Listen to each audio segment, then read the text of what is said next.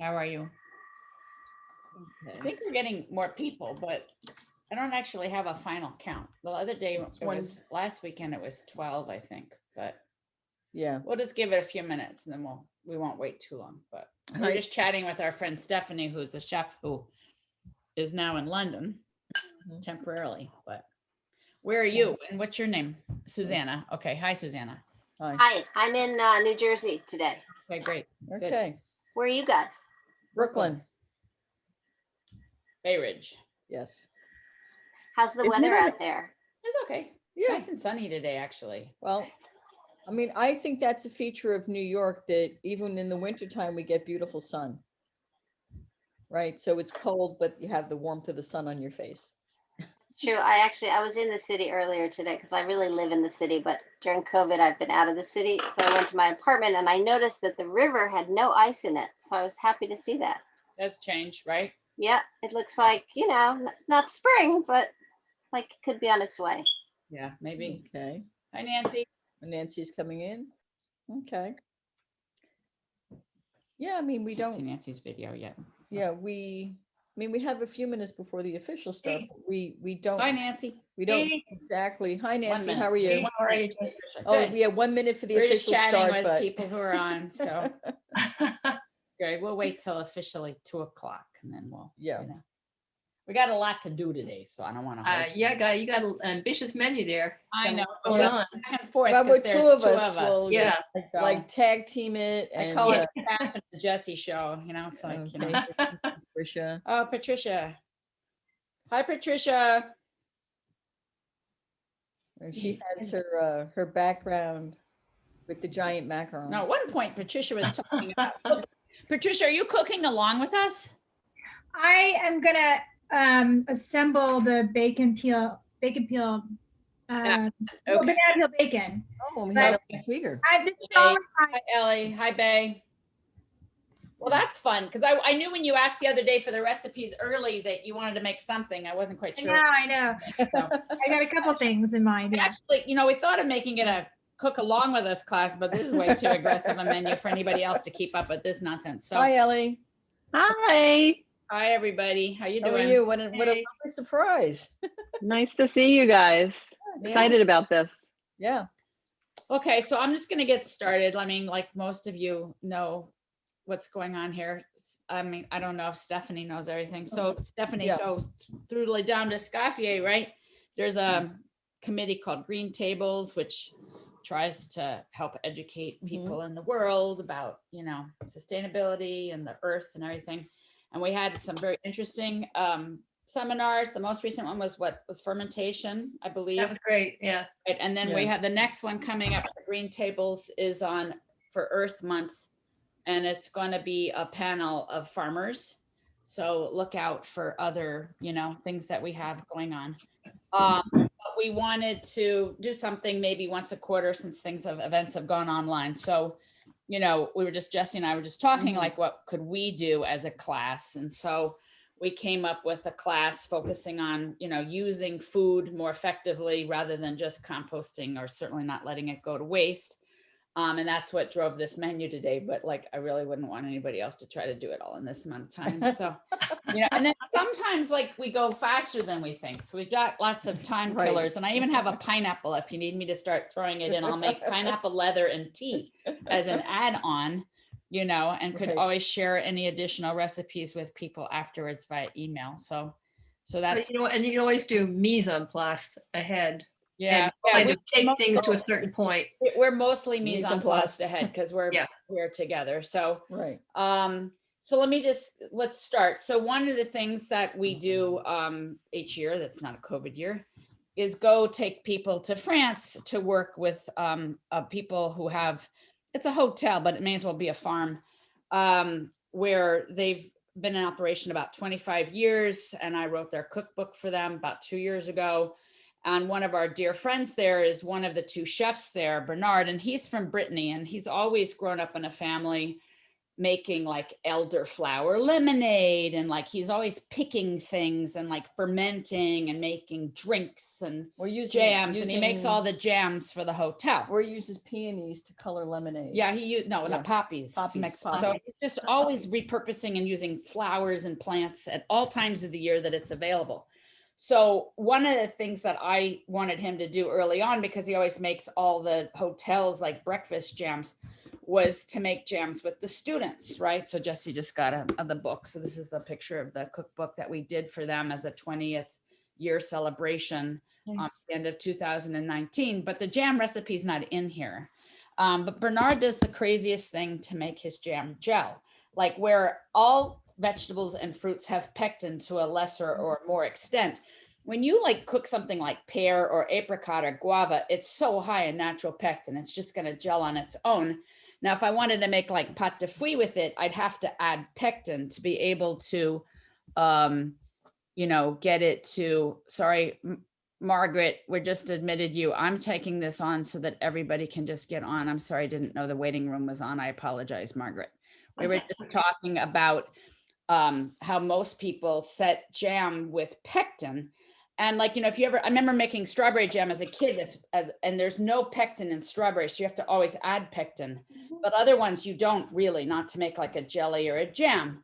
So what Bernard does is crazy. Okay. And he takes eggshells and he washes them, just rinses them in water and crushes them with a spoon and squeezes lemon juice on top. And this is what this looks like. Okay.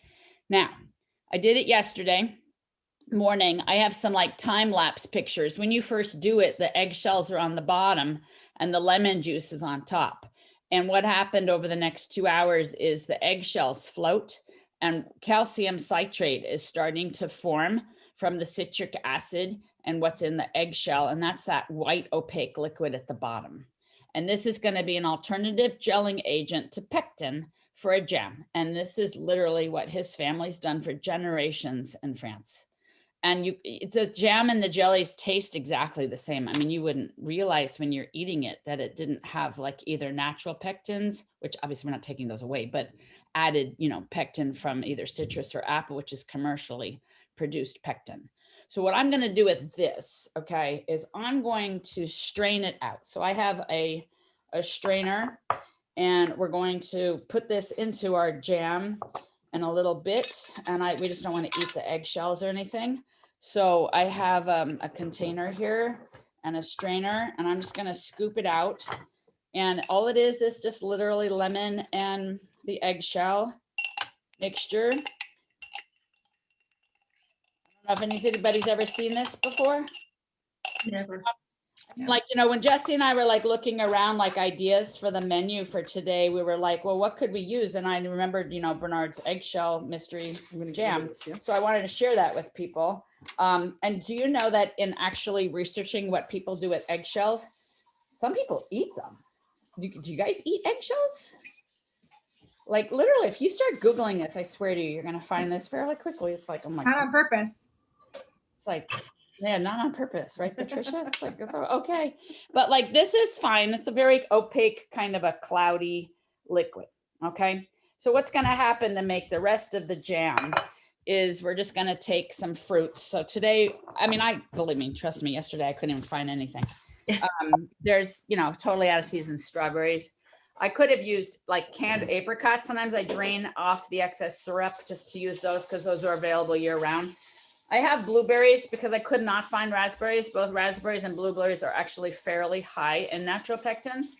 And I've already just kind of cut up some strawberries here. And I just wanted to show people, like when we teach people at ICE, how we try to teach people to cut a strawberry to like least amount of waste on a strawberry. So I'm holding the knife like an inch down so I won't like stab my hand through my strawberry into my hand.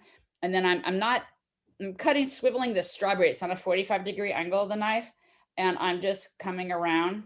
And then this takes the hull and the fiber part out, as well as it gets you a flat side for like safety purposes for being able to slice the strawberry. And I remember like when I was working at the Rainbow Room, it was very important. We cut them that way as opposed to like what a lot of people do, which is this, which actually bulks, wastes more fruit. Now, I mean, admittedly, this time of year, you may not care because the white part doesn't have that much flavor. So then, of course, we looked up like recipes to do with strawberry greens. So anybody do anything with their strawberry greens? Because about the only thing I could really find was, what do you call it? Like a smoothie with the greens. And while I don't mind beet greens, and beets are very earthy, it was too earthy for me. It was the predominant flavor was the earth. But does anybody out there have anything that they do with their Tops, no. strawberry Compost.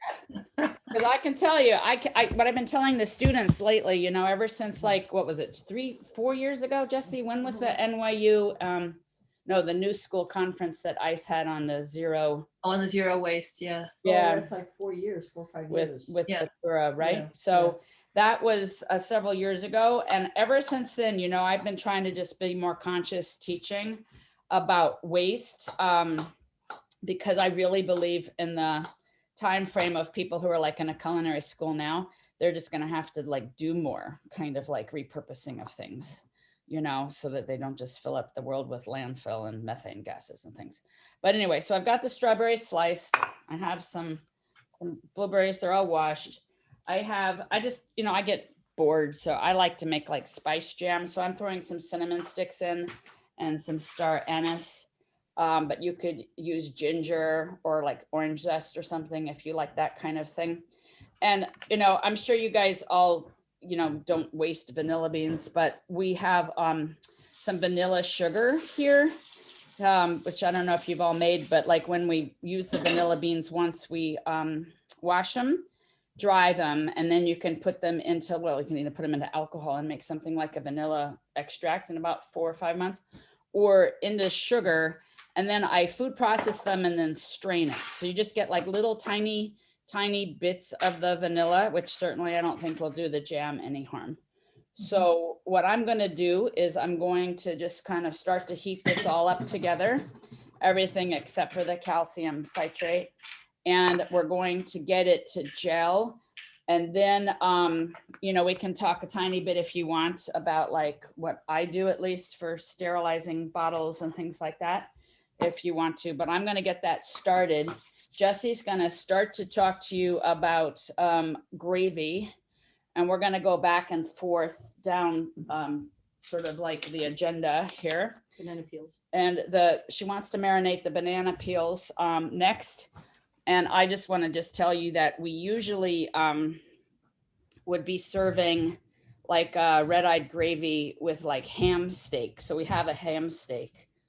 But we're gonna try to reuse, well, we have already done this, the coffee grounds to boil them a second time rather than just discarding the coffee grounds, because they still have a fair amount of flavor. I wouldn't want to drink my coffee with grounds. I mean, I've done that when I'm totally desperate and I forgot to buy coffee, but other than that, I wouldn't exactly say that. But I think that for a gravy, it's a good base. So what I'm gonna do is I'm gonna take some gravy and strain that and boil that over here at the stove behind me while I'm starting the jam. And then we'll show that to you in a few minutes once it's starting to gel. And Jessie's going to take you through the banana peeling, marinating exercise. Does anybody have any questions yet? I did. I had one question. If you were using your eggshell pectin, I guess, as a substitute for just a regular pectin, what ratios would you use that in? Sort of like a 1-to-1?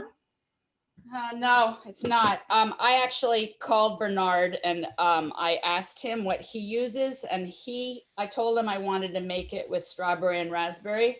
So this recipe is off of his gut of what he would use to gel it. So for 4 eggshells and 2 lemon juice, which is way more lemon juice, I normally add the juice of like half a lemon to about 1 kilo of fruit.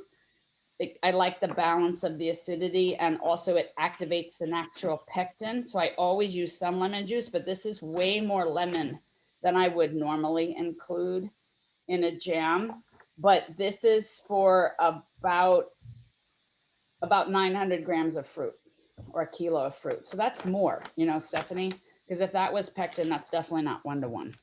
This is definitely a weaker gelling agent. Okay, so here's my old coffee stuff, okay? I'm gonna kind of reboil that and then strain it, and we'll turn that into a gravy. And I'm gonna go over here to the stove and just start kind of heating up some fruit, okay? Okay. Oh. Hi, Marcia. All right, so I'm just gonna move some of Kathryn's mise en place for her.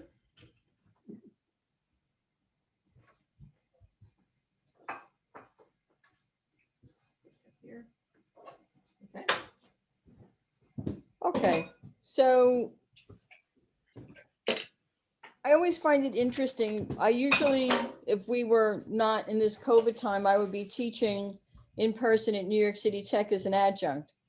And one of the classes I do is called an Introduction to Food and Beverage. And one of the projects my students always have is, well, what do we do with these other ingredients, right? Because we're doing food waste, we're talking about purchasing, yield, and all these kinds of questions.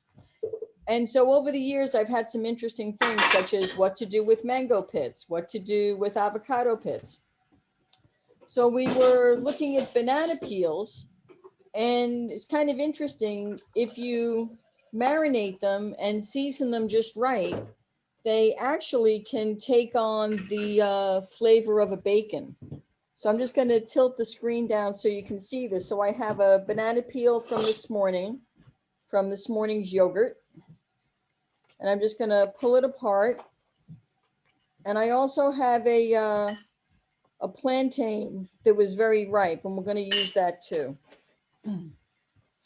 So if you think about what makes bacon bacon, right?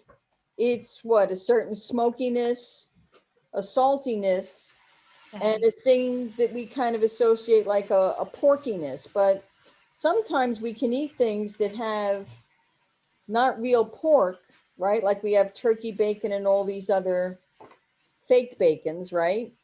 And we're perfectly fine in accepting that. So we thought with the banana peels, it gives you an interesting texture. So the plantain is one of these that's totally blackened, and these have been washed. So I'm just going to get this out of here, and we'll use this for another preparation. Okay. So on the peel, there's this thicker part on the inside. You could leave that. It tends to give a little bit of bitterness. But if you didn't want the bitterness, I'm just going to take a paring knife and I'm just going to pull across and just remove some of that. And then you can take off the little stringy bits, or if you're not bothered by the texture of them, you could leave them. I'm just going to take off that little woody bit on the end. So the marinade for this is a combination. I know we've sent the recipes out. It's a combination of smoked paprika. There's some soy sauce, some Worcestershire sauce, and garlic, onion. And the trick with this is that you give it enough time to marinate. And what it does is it changes the color and the texture of the banana peel. And you can, we tested it two ways, right? We tested frying it and baking it, and it did work out better fried, like pan fried, not deep fried. And there's not as much of that same kind of thick coating on the inside of the plantain skin, but I'm just going to give it, just cut it along, make it a smaller strip. Yeah, I think we were trying to make it like healthier rather than frying it, and the baking it made it taste very more banana-y, but the texture was better with the frying. Right, which is fine if you want. I think it was more of like a leather when we baked it, was kind of the difference in the texture. Okay. So any questions about banana peels, right? If you're of a certain age, right? You remember people used to say they could smoke banana peels, right? Okay. So I have a container. I'm just gonna get the banana peels in. And according to the recipe, it's in grams, but I'm going to not exactly measure right at this time. I know roughly how much that is. So I've got some garlic powder.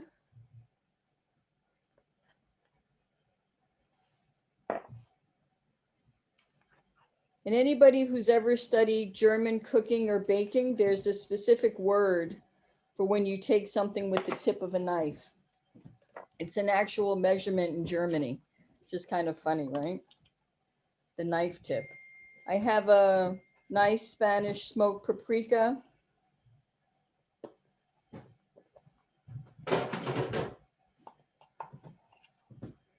And this is pretty easy. You can also, the longer you leave it, the better the flavor is. And just a little bit of Worcestershire, a few drops. Jessie, Yes. Patricia, I have a question. Sure. If you have, should you do a single layer and season each layer if you have more than what you prescribe? Well, I just kind of smushed it around with my hand. And then Patricia, after a little while, we maybe kind of toss them like with some tongs to kind of coat, make sure you're getting all the sides. But I think like it was just barely enough liquid that if you turn it periodically, you don't have to worry about it too much. You know, it depends, I guess, on how much quantity you would want to make. Oh, there's a question You know? on the bottom. Oh, okay. Let me just see Thank what you. the question is. Hang on a minute. People have to like try to see. And then I'll report over on Coffee and Jam World. If we were using as a substitute for regular pectin, what ratio would I use? Oh, okay. For the going back to the jam. I'm gonna say But you answered it already. You answered it. I good. already answered. Okay, then Yeah. never mind. So that's good. Because if it was all blueberry, I wouldn't even bother. You know what I'm saying? Or if it was blueberry raspberry, I wouldn't even bother. Or cranberry. I was looking for cranberry and raspberries yesterday. I couldn't find anything. Definitely not the season to be buying berries, as you all know. But that's what happens. So Jessie's gonna kind of toss her marinade of the plantain and the banana skins, and I'm gonna report in a second on what's happening over at the stovetop with our So you can see it's not, if you look at it, right, it's not a tremendous amount of liquid in the bowl, right? So then every now and then just give them a toss. And if you didn't want to use a rubber glove, a pair of tongs would be fine too. And then I'm just going to sit this on the side. I'm going to unplug this monitor, show you all what's happening over here. So this is, can you see, this is the coffee. It's come to a boil. It had a tiny, tiny little bit of coffee. Otherwise it's the grounds with water. And in a minute, I'm going to take like this Puerto Rican coffee sock, and I'm going to strain out the grounds just to make sure I get that all nice and fine. And then Jessie will take you through the gravy. This is, of course, the jam mixture boiling away here. I am not focusing. So can you all see there's like a white foam here at the top?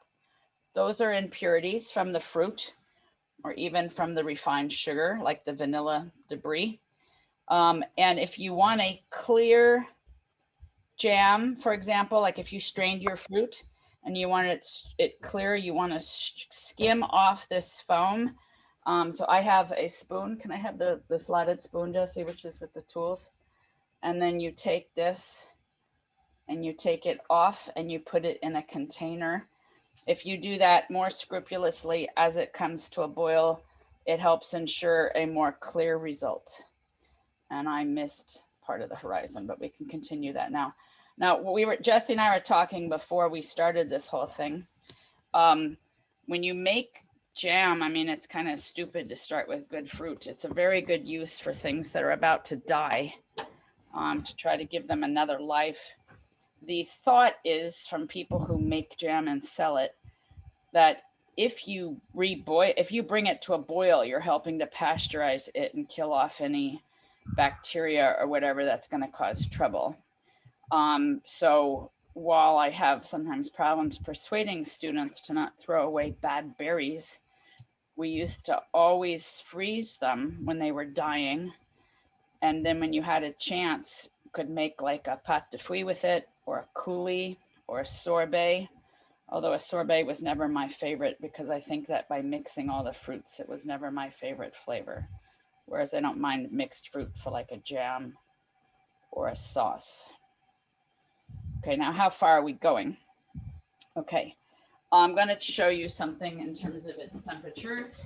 We do have a couple of things. We have a real thermometer, okay? We have Jessie's favorite tool, this thermometer. From the rate and size of the bubbles, I don't think we're quite there yet. Okay, yes, is maxing out at just under 216. We're going to go a little bit higher than that.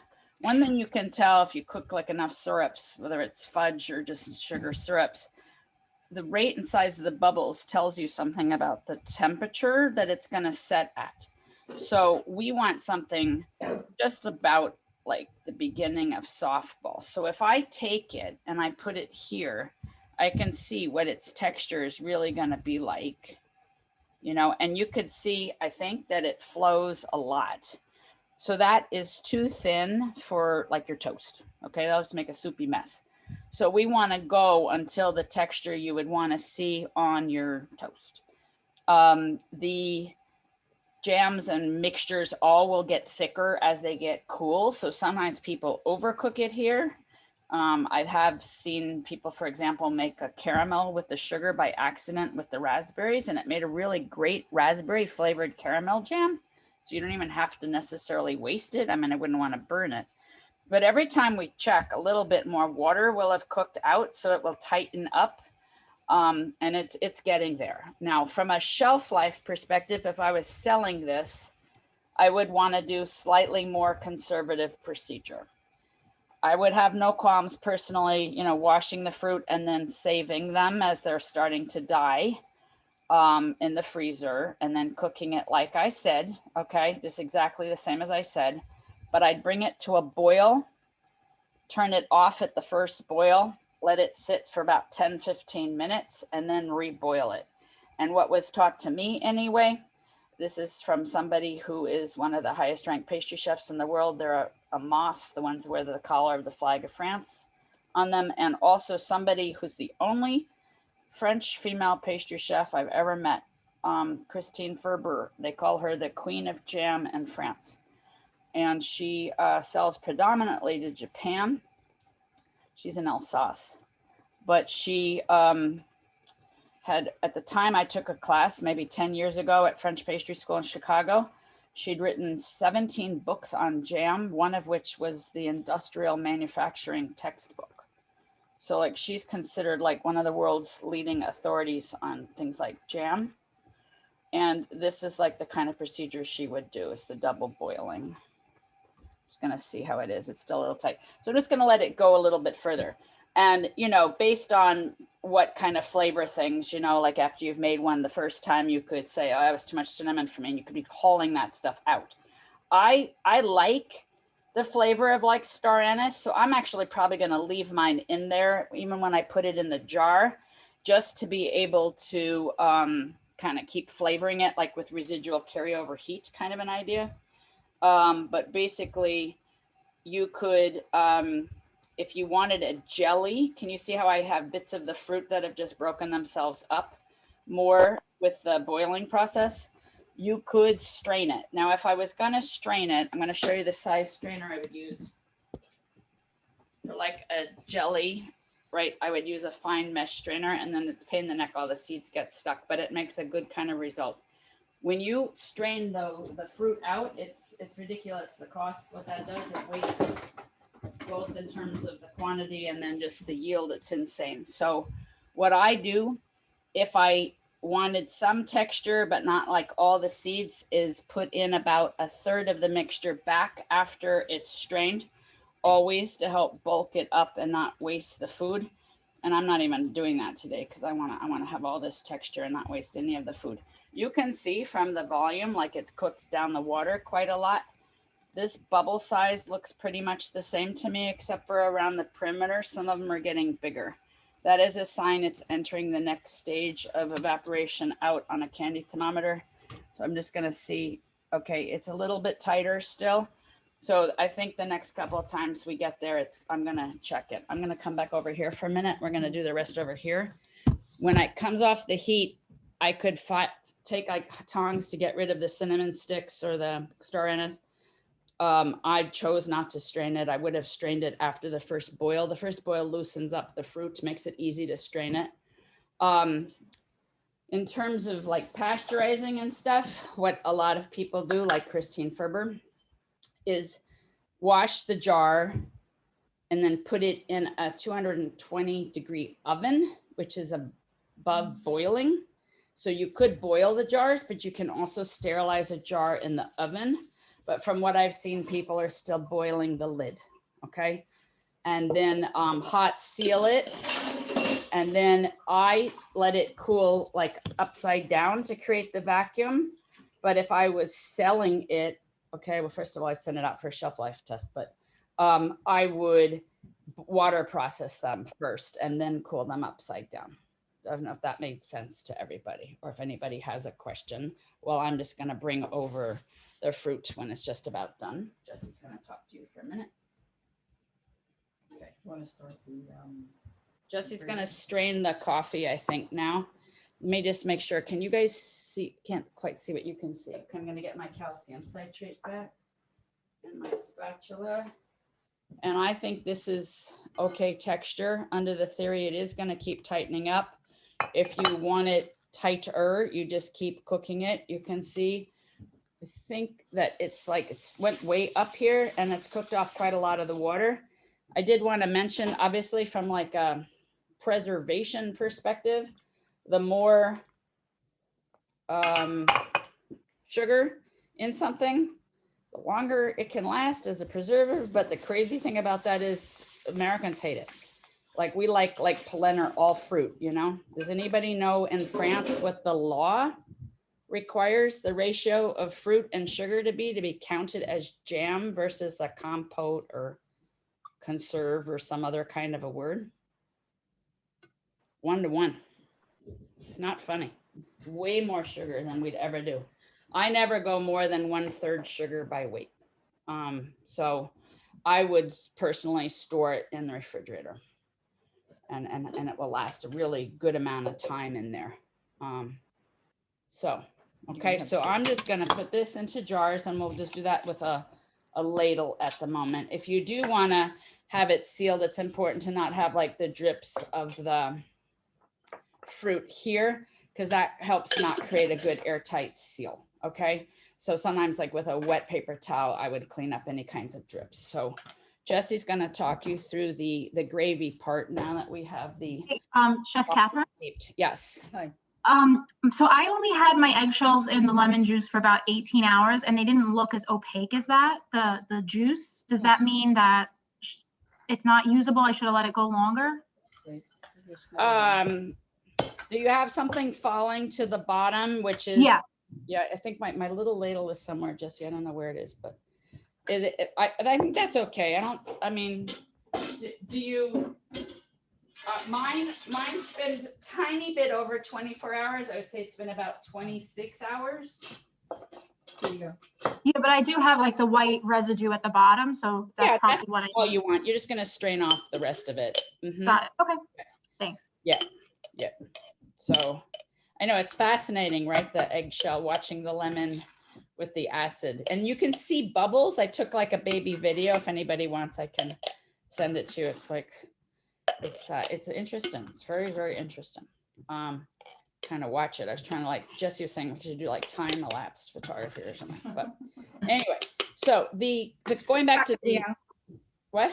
A TikTok video. Yeah, the time that over there, while this has been happening, our jam, Jessie's got the steeping of the second use of the coffee grounds. So she's going to start to turn that into your gravy. And then I have just too much fruit to just spit in here. I have just about made it. I'm just going to clean up my lid, and then where the screw part is, and I'm going to then seal this.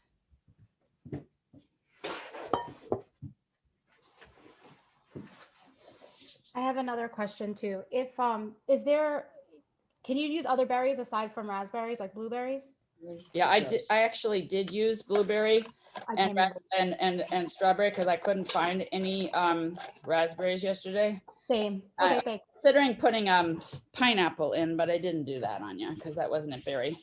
I had been looking for some cranberries to try to supplement it because they're very nicely high in pectin, but it's the strawberry part which doesn't have it. So if it was just all blueberries, you don't even honestly need the pectin, to tell you the truth. I bring it to a boil, skim off the foam, 1/3 sugar, let it sit 15 minutes, strain it if you're going to make a jelly versus a jam, reboil it till it gels, half a lemon juice off the heat. That's all I do for blueberry. Kathryn, It's got pectin. Kathryn, can I ask you a question?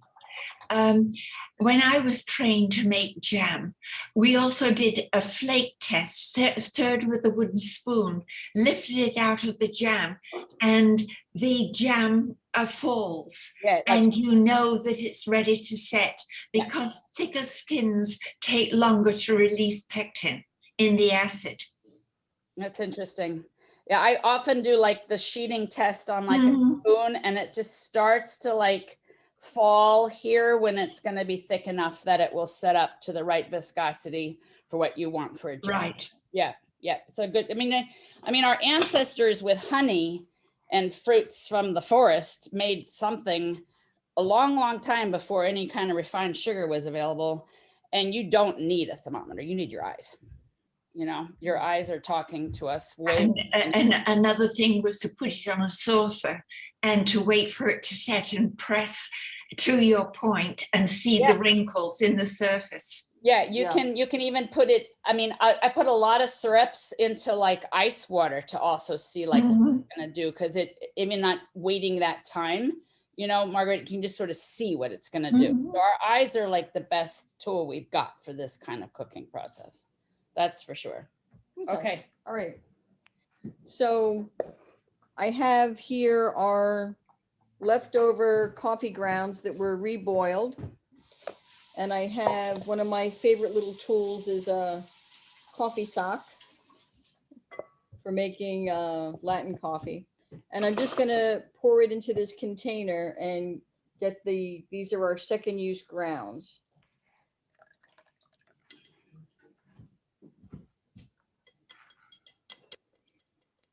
And a lot of people for years have used eggshells and coffee grounds in their gardens, right?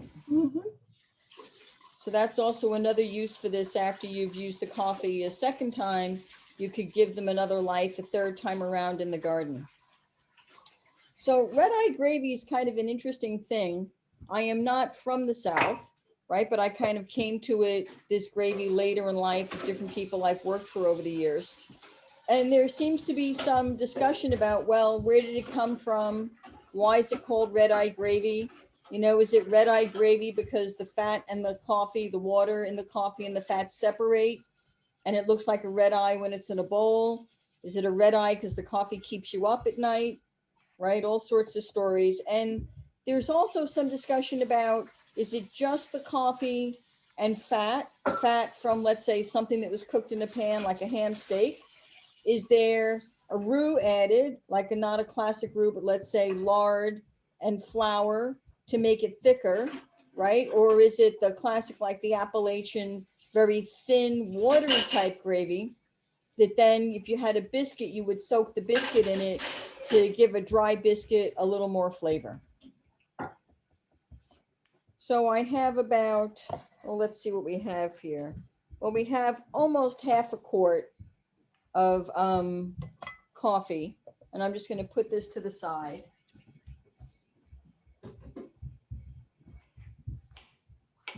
And then I have a saucepan with some lard. Now I don't think Kathryn mentioned it, we belong to a community supported agriculture. And one of the things we get our vegetables and fruit during the the spring into the summer and the fall. And then we also do a winter share, and we have the opportunity to get, pork, some beef, poultry from local farmers upstate. So it's non-industrial meat.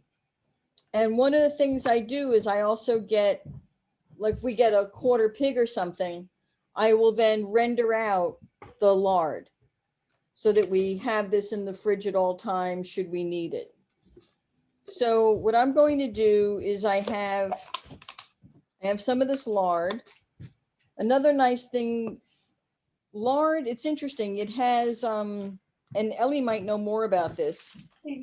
The saturated fat on lard, right, is less than butter, right?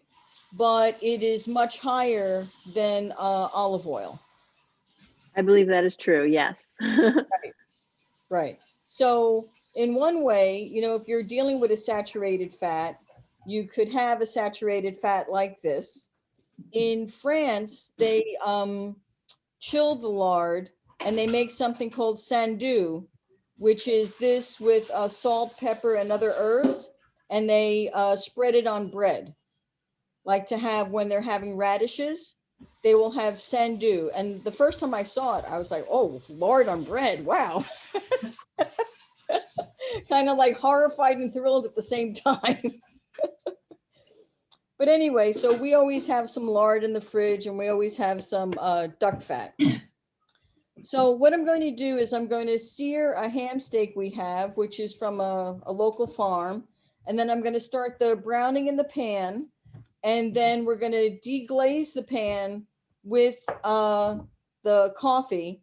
And I'll probably make a quick roux in the pan, which is usually equal parts, some fat and some flour. Okay. All I know right. we keep popping in and talking about France, but I wanted to show you something, because you can tell from the recipes that we very much believe in using a scale and weighing everything. Okay. But except for like when Jessie's favorite wilted lettuce souffle recipe, which is Jacques Pepin, which we didn't want to touch. But check out this measuring cup. It's like from France. It's just like from like their version of Target. It's the most brilliant thing in the universe. It literally gives you like the line here in volume for flour, like versus sugar versus like rice. So it's accounting for the fact that every dry ingredient has a different weight or mass, and it's doing it in volume for home people. So it's like bypassing a scale, but it's doing the effect of weighing the different dry ingredients. It's crazy, but and it also has a couple of the liquids on there. So I just thought I'd show you, but it's kind of fun little thing. Mm-hmm. And while we're waiting for that to heat up, our banana peels, they're getting softer.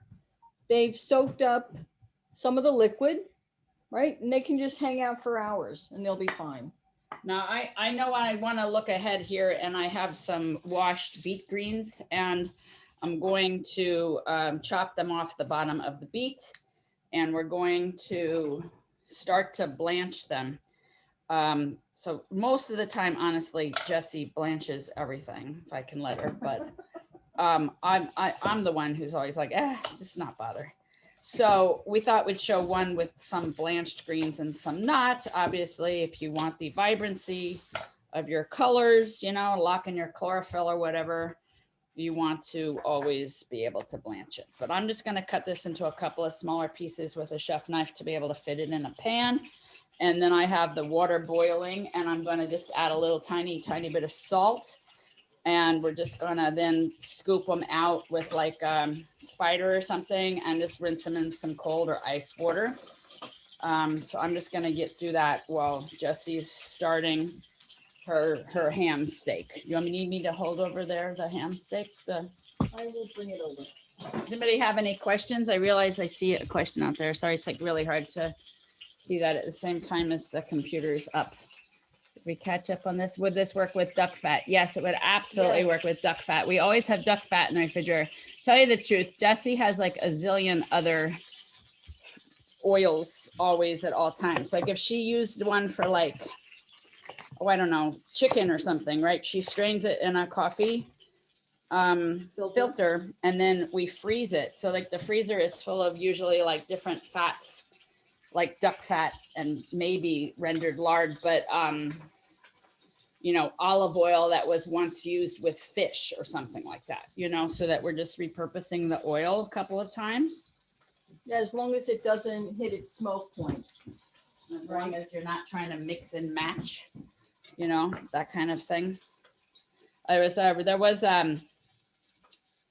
found yesterday, I was looking for the mise en place, I found it looked like bacon fat, and then it had grown mold. So clearly it wasn't just fat. It had something in there that was water, and it shouldn't have been stored that way. So much for that one. But you know, that's one reason why I guess Jessie's always straining things. So I've got these beet greens chopped up, and I'm just gonna kind of wilt them in my water. I'm just gonna add a little tiny bit of salt to that water.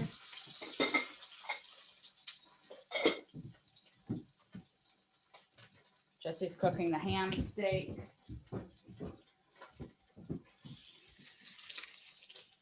Get this for a second. And the thing when you're blanching and shocking, and sometimes they don't know, well, how long do I have to leave it in the water?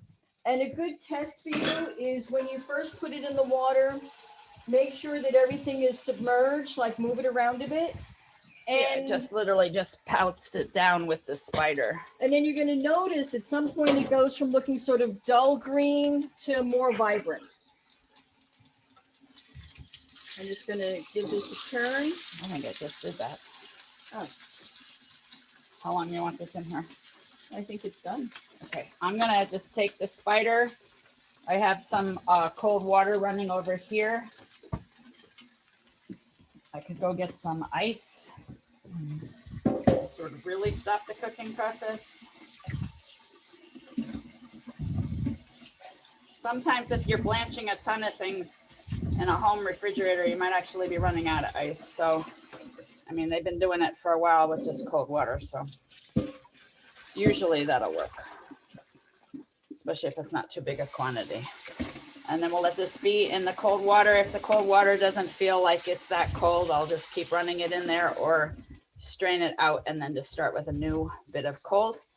And then we wanted to show like, we have a lot of tools here between two of us, you know, but like we're going to cut one of these sauces with the food processor, and one we're going to do is with a chef knife. Okay. Hope nobody got dizzy with that moving around. Turn your fan on. Okay. Wait, okay, there we go. Oh, there was another question. Let's see.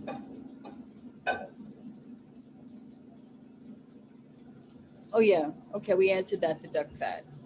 All right. So I'm going to take the ham steak out and drain it.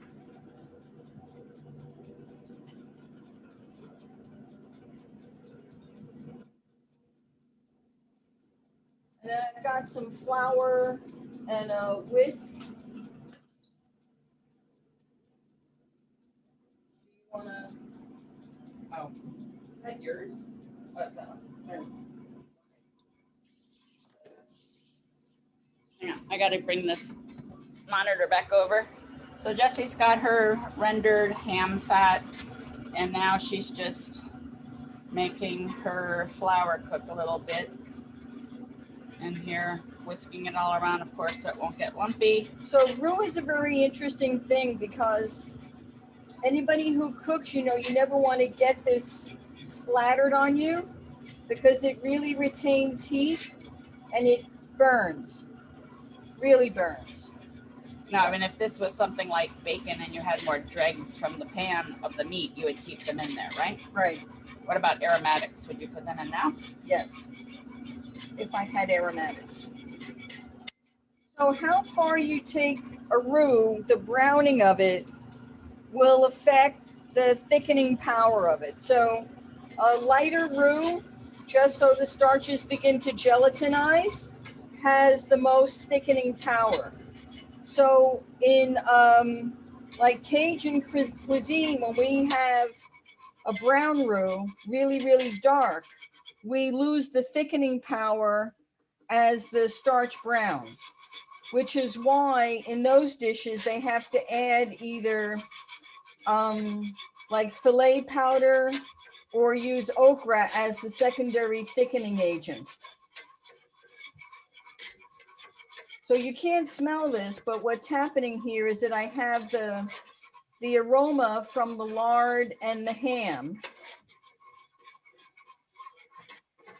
And we've got, you know, a kind of a medium brown color. So I'm going to go grab the coffee and begin to whisk the coffee in.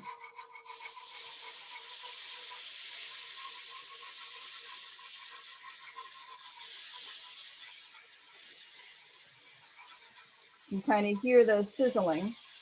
And then the coffee, even though we didn't brown our flour that much, the coffee is turning the gravy a nice rich brown color. And then remember that when you make a roux, the thickening does not occur until the liquid boils, which is the starch gelatinization. And that also gets rid of that raw kind of flour taste. So I'm going to turn this down and get the rest of this in here. And then we'll just season it with salt and pepper. And then we can rewarm this when we're ready to serve it.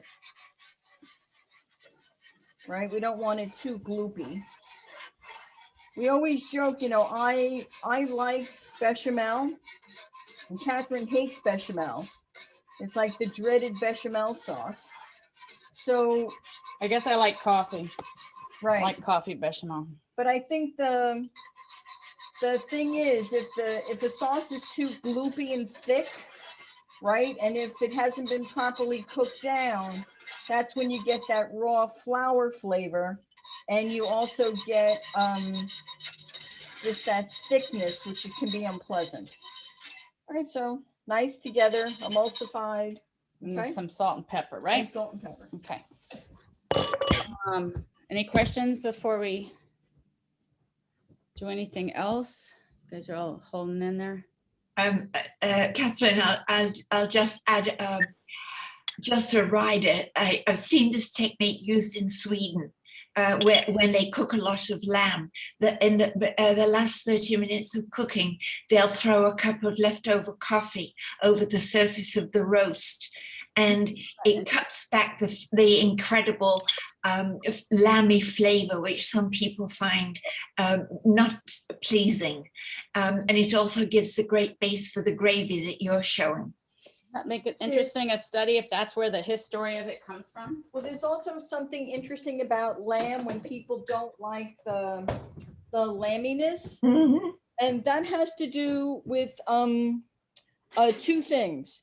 When lamb is fabricated and you take a leg of lamb, and if you were to look at the underside of the lamb where the bone is to the hip joint, there's a gland there, which is just hidden underneath near the knob of the bone. If you remove that gland, that gets rid of that lamminess. But if you cook the lamb with that gland in the leg of lamb, it gives it that overwhelming lamminess. And the other is the removal of the fell, which is the outer papery covering.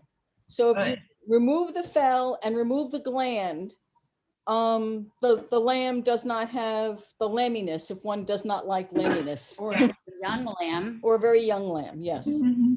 But it's the removal of the gland and the fell. I didn't know about the gland, the fell. Yes, I did know. Yeah, the fell. Yeah, the gland. It's probably about the size of a walnut. Okay. It's very obvious. You wouldn't mistake it for fat. Do you? Is it bigger in a mature piece of lamb, or if it gets very mature, it no longer is lamb? Yes, but it's the if you flip the leg over, it's the underside towards the bone where you have the connection to the hip. And I'd say it usually appears about maybe 2-3 inches off the edge of that bone. Is it very deep? No, maybe you can find it, it's like half an inch in. Okay. Yeah, it's not on the surface. Mhm. Thanks.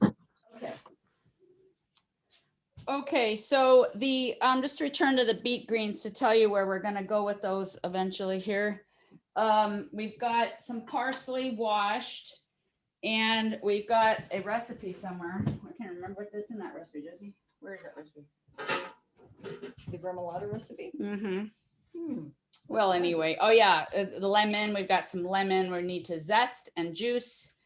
And then we're going to bring that all together with salt and pepper. So that's where we're going to head on that one. Right now, the beet greens are draining. So I'll talk a second about why did we do this with the beet greens, or, the lettuce, all these things, because if you think about where a big chunk of waste comes in, it's when we're trimming things up, right? Like when we have parsley stems, right? If we're making a sauce that just wants the leaves and we don't want the stems, or if we get like beautiful carrots with the greens on top, we can saute the greens, right? That's fine. We can saute the radish greens, right? Any of those greens can be sauteed. But if you think about any of the many green sauces that are for grilled fishes, that are condiment type sauces, you have what? You have pesto, a classic pesto, right? Somebody'd be horrified if we called this a pesto and we put some cheese in it, but there's pesto. There's chimichurri, there's gremolata, right? And what these things have in common is that they have a green. Sometimes that green has a slight bitterness to it. It may have some acid, and the acid may be a vinegar. It may be some lemon zest, some orange zest, something like that, which is a counterpoint to the oil, which is usually a component of those types of sauces. So when you're doing this, right, if you're not cooking with a recipe, one of the things to think about is, okay, so that sauce, am I going to use it on some grilled vegetables, right? Use it on a grilled piece of fish. What's the flavor profile of the fish or the vegetables, how you've marinated or seasoned those vegetables? And then you could take any of those greens that usually you would have tossed away and add some garlic, a olive oil, and the acid of your choice. And now you have this wonderful other little salsa verde that you can put on anything. And you've now taken something away from going into your compost. And so that's the idea behind these two things. Okay. Yeah. Okay. I So just wanted to say goodbye. Unfortunately, I have to go. I have to take my son sledding before the day gets cold. But this is I'm so sorry. fascinating. And I see that you're recording. So I hope to be Yes. able to watch the recording. I've learned so Yes. much. Thank you. You're just, Thank it's you. fascinating. I wish I could problem. stay. If you don't get the recording, just email us somehow. Thank you so much. This Figure was that out. amazing. Okay. Thank you. All right. Bye. Thanks. Okay, so we're gonna come back to the gremolata with the parsley and lemon juice and zest and garlic, and then of course some salt. And I don't think there's anything Jessie likes better than cutting things with a chef knife. So I'm gonna let her do that when the beet greens have drained enough. But I'm gonna start a dessert and talk about that for a little tiny bit. And I just realized I never finished measuring everything. So we're gonna just definitely do that very quickly, but I can totally talk and measure at the same time. So that's what I'm going to do. So we're gonna make brownies, okay, which of course you've all had brownies a zillion times, but these brownies are maybe a little tiny bit different. Why? When there was a couple years ago that food conference with the new school and ICE, and I don't know, was it 3 days or something? I can't remember exactly how many days that was. And they had the keynote speaker was Batura, right? Yeah. And then I can't even remember. I never actually made it over to the new school because Ellie, you were there, weren't you? I was too busy cooking bread at ICE for this. I don't think I was there. You weren't there? So there was some No. other Doms who were there. There was what do you call it? There was a company, it's still around actually, in England that had the idea to salvage bread from bakeries that was going stale and to make it into beer. So it's called Toast, and they go around to bakeries and they get like the day old bread and they have fermented it into beer. So if anybody, you can get it here. I don't remember if it's now being produced here. Just, you see a whisk anywhere? Now being produced here, or it's, you know. Oh, I remember now. Yeah. I was there, yes. Okay, that's all right. You know, who knows, right? You know. Anyway, so the people who were involved with that also wanted other things to happen, and so they found this man, Ashwin Gupta, who he did his doctorate at MIT and had invented a machine to try to help turn into a flour the spent grain from the breweries. And with our consulting company that Jessie and I have, Food Startup Help, we were actually involved for a little while with Anheuser-Busch to try to do that with their spent grains, which I thought, oh my God, that's going to save the world. If you can turn that into like pet food or whatever cereals and crackers and stuff they were talking about. But I don't know that they ever went anywhere with that, honestly, really, to tell you the truth. But it was an interesting kind of couple of conversations. So Ashwin worked with local, like Brooklyn types of microbreweries, and he would go and collect the spent grains, which if they're collected like within 4 to 6 hours, they don't continue to ferment, and they can be collected by farmers and feed like livestock and cattle. And they do that. I need a bowl. I'm just gonna get a bowl. And so he wanted to try to take this thing that he invented to help make it into a flour, because the flour takes what was barley and therefore it had some gluten. So it wasn't completely gluten-free, but it made it into a high fiber, higher protein flour than anything with wheat. And I thought that was great, because then you could, like, you know, help feed the world, you know, using the waste and have it like repurposed completely. So we have here a what they've turned into a commercial product, which to me, unfortunately, when it's on the market right now, unless you buy it in bulk, it's pretty expensive. That's what I don't like about it. But it's from their company's called Rise Products. It has a cute little bird as their logo.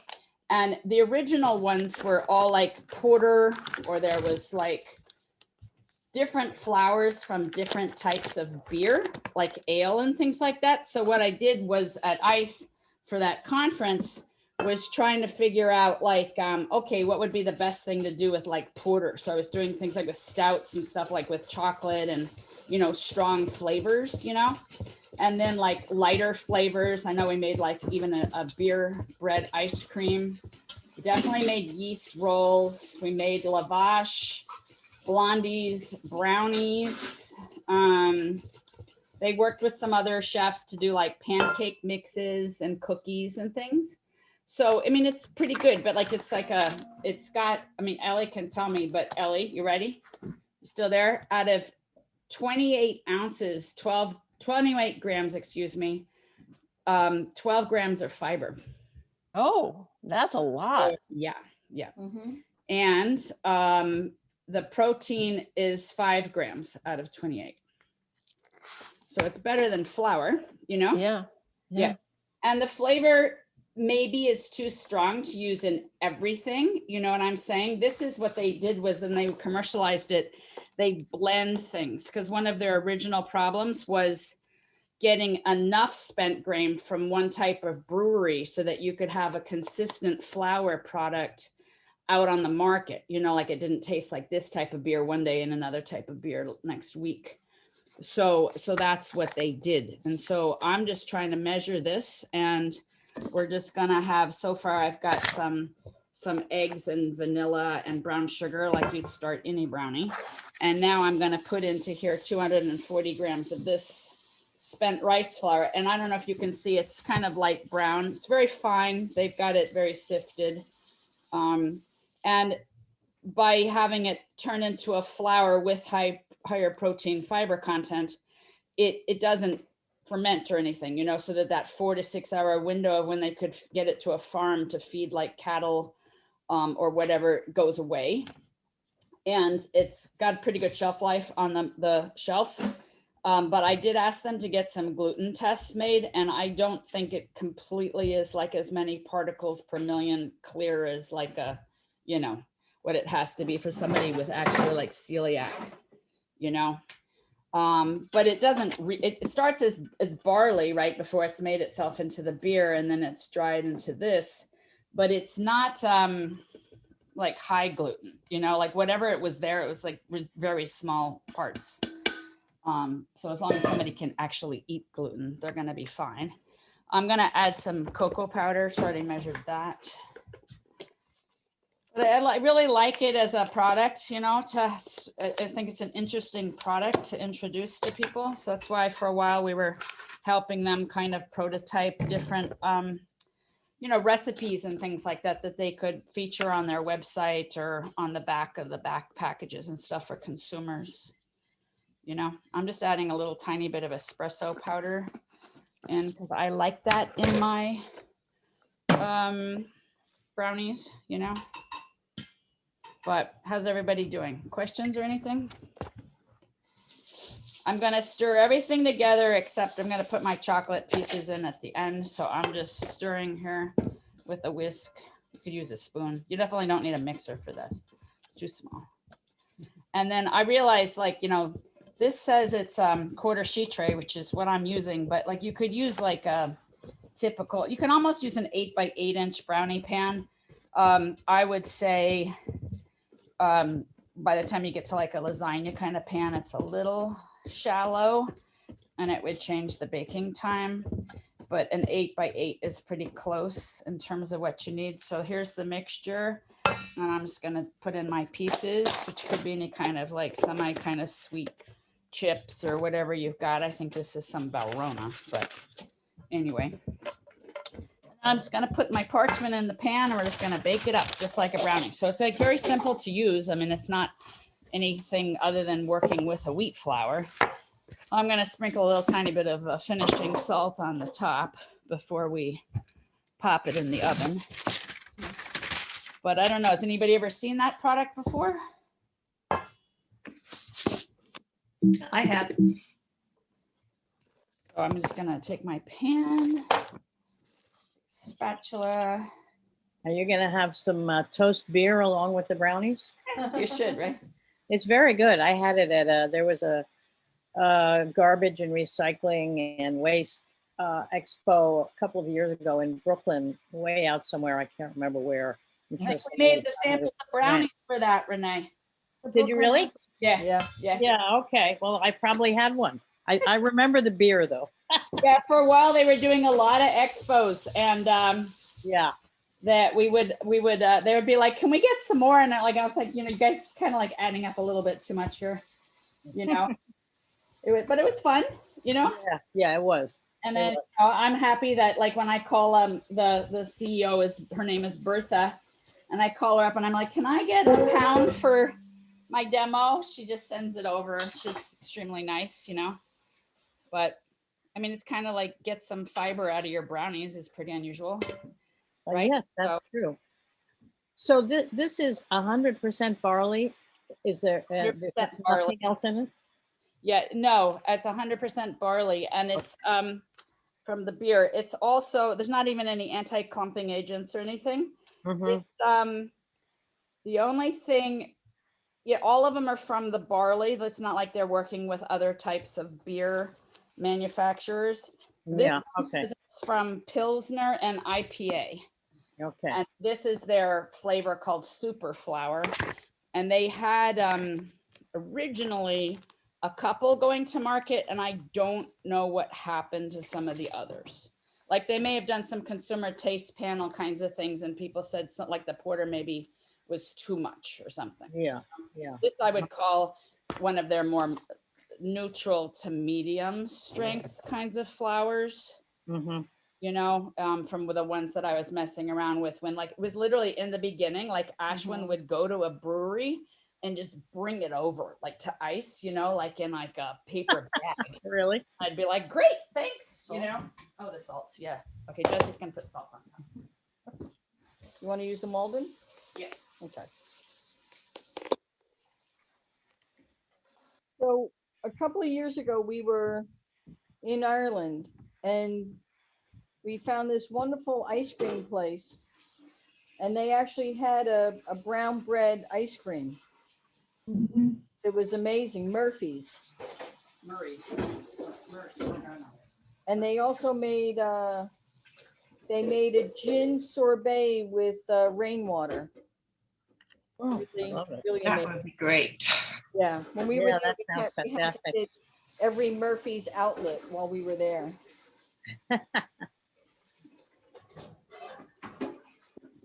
Okay. Yeah, so that's where I got the inspiration for the brown bread ice cream using the fiber flour, beer flour, you know. But anyway, if anybody ever wants any one of the other recipes besides the brownie, just send me an email. That's not a problem. So Jessie's going to talk about one of her little favorite snacks that the students always like.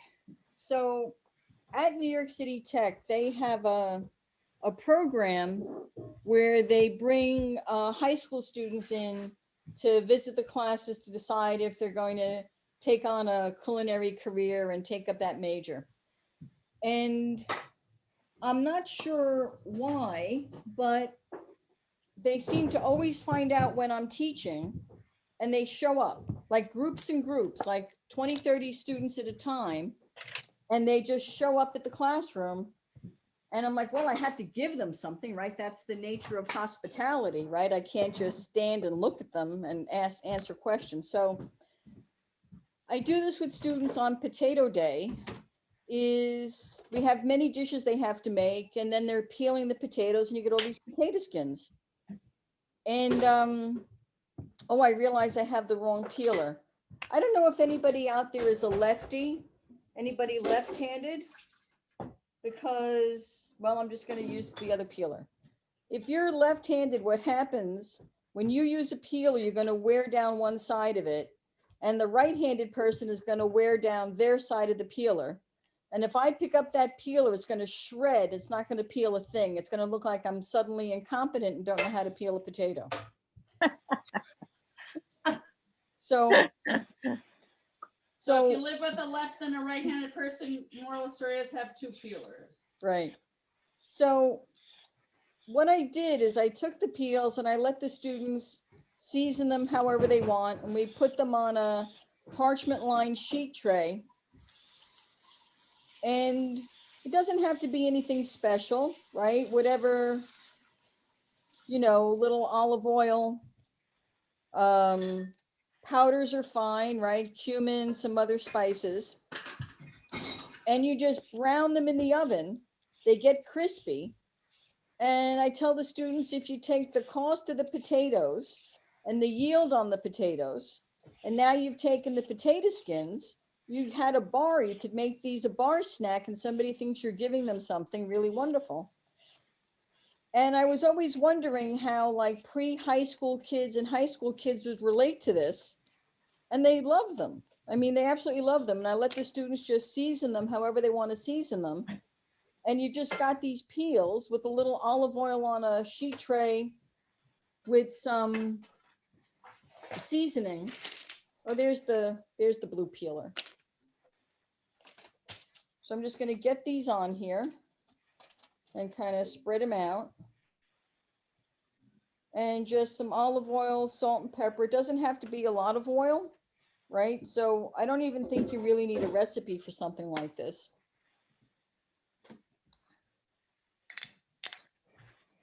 And you could go kind of more spicy or not. You know, it's your choice. And then I'm just going to toss these around with my hand, get some seasoning on. You could use a pair of tongs. And depending on how many are on the sheet tray, it can take, you know, 20, 30 minutes.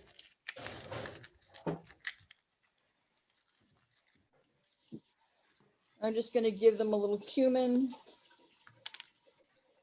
And this is great. You know, we've also done this with parsnip peels. You know, parsnip peels are wonderful. If you don't have a dehydrator and you just put them in the oven with some seasoning, parsnips are really wonderful this way. Carrot peels, I'm looking for the smoked paprika somewhere. I don't know.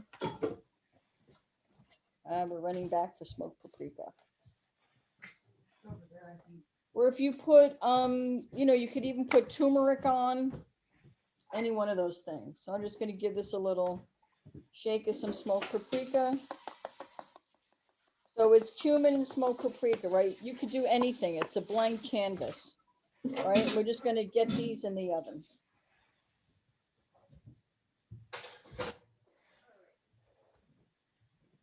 So we could continue baking other things. We've got 2 other things to bake, and then we've got some sauces and things to go through. You know, I mean, I know everybody's seen like those little Parmesan tuiles before, but I was thinking like, well, what else could we do with that method to like use up odd bits of cheese? And I mean, I don't know. Jessie is definitely better at dealing with leftovers than my family. My family isn't the kind that we used to put them like and forget about them, but it's just, we just always would just eat it until it was over, and I can't stand that. Whereas her theory is the Italian side has better ideas and changes things up all the time. I just think maybe it is naturally something, and I don't think it's just Italian Americans, that we make something new out of the leftovers, right? So if we, for example, had leftover pasta, we wouldn't just heat the pasta up, right? We'd add some cheese or breadcrumbs, some other herbs or vegetables, and put it in a saute pan and get it crispy, and then turn it out and cut it into like a crispy thing you could pick up and snack on, right? Or like turn something into something else. We just never heat things up and eat them as is. But she keeps like the heels of the cheese in the refrigerator. I don't even want to tell you for how long. And they're so hard, you can't even grate them up. I tried to chop them up and put them in the Roboku before. It's like, I wasn't even doing much. So I'm trying the microplane now with the best of them.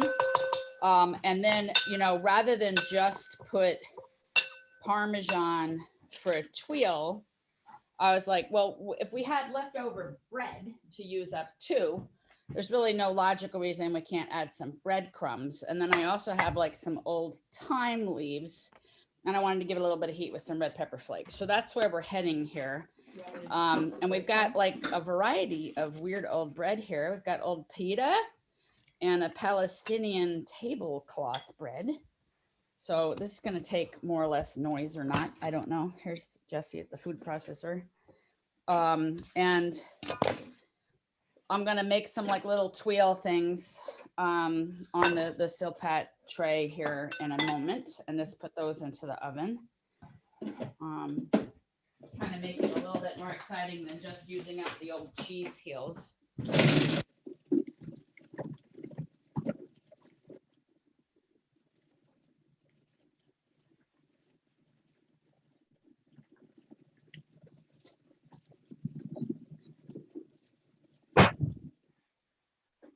Getting there. Not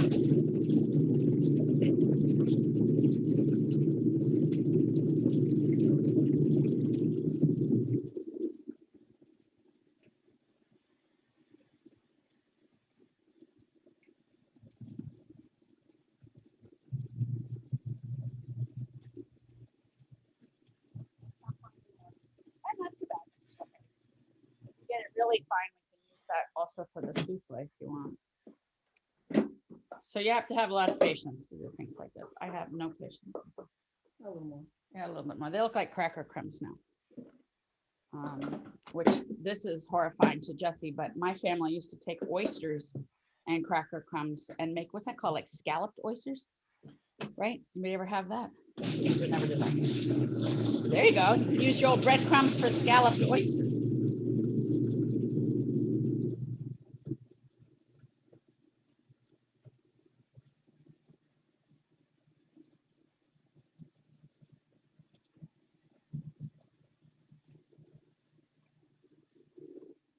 I think that's okay. Okay, so I've got the the assorted breadcrumbs chopped up here. And I'm just going to mix some in with my Parmesan grated bits and pieces, and then sprinkle some thyme and red pepper on them, and then just kind of bake them until they're bubbly. Let it subside a little tiny bit, and so I don't totally burn fingers coming out of the oven. And then you can either let them set up flat, or you can shape them like on the back of a spoon or into a cup kind of a thing. I think I want a little bit more of the breadcrumbs. So, you know, we were just trying to think, like, how could we represent things that people either usually discard or haven't thought of combining before in a new way? Well, I don't want them to totally grow into each other, so I'm just kind of separating them a bit. One more here. Okay. And then I'm going to put some of this on top. And some of the thyme. Does anybody have any questions now? You guys are, oh, there's a question. Sorry, I gotta get to the question. What's the question? Yeah, the food processor? I don't know. I mean, Patricia, it's a real food processor, like, you know, commercial one. It's a But Robocoop. to me, it's noisy. I don't know. It's like, it's noisy. The problem is, like, the blade eventually, with the cheese, especially if you don't cut them into small pieces, it can actually get kind of jammed. It's probably rock hard Parmesan is one of the worst things you can put in there. In terms of the piece is too big. I've seen it just spin around and almost like jam the mechanism, and so that it won't do anything anymore. So that's really not good for it. But okay, so I'm just gonna put these in the oven until they're gonna get cooked from the outside in, and when the middle is like bubbly, that's about what we mean. Right here. Okay. And then we're gonna use some of these breadcrumbs again in a few minutes, you'll see. And I think timing wise, I mean, we've got a couple more things to do, of course. We've got the soufflé and to actually fry the bacon and make the gremolata and the chimichurri. But I actually think timing wise, I think we could actually start to fabricate the pineapple and start making things with the pineapple.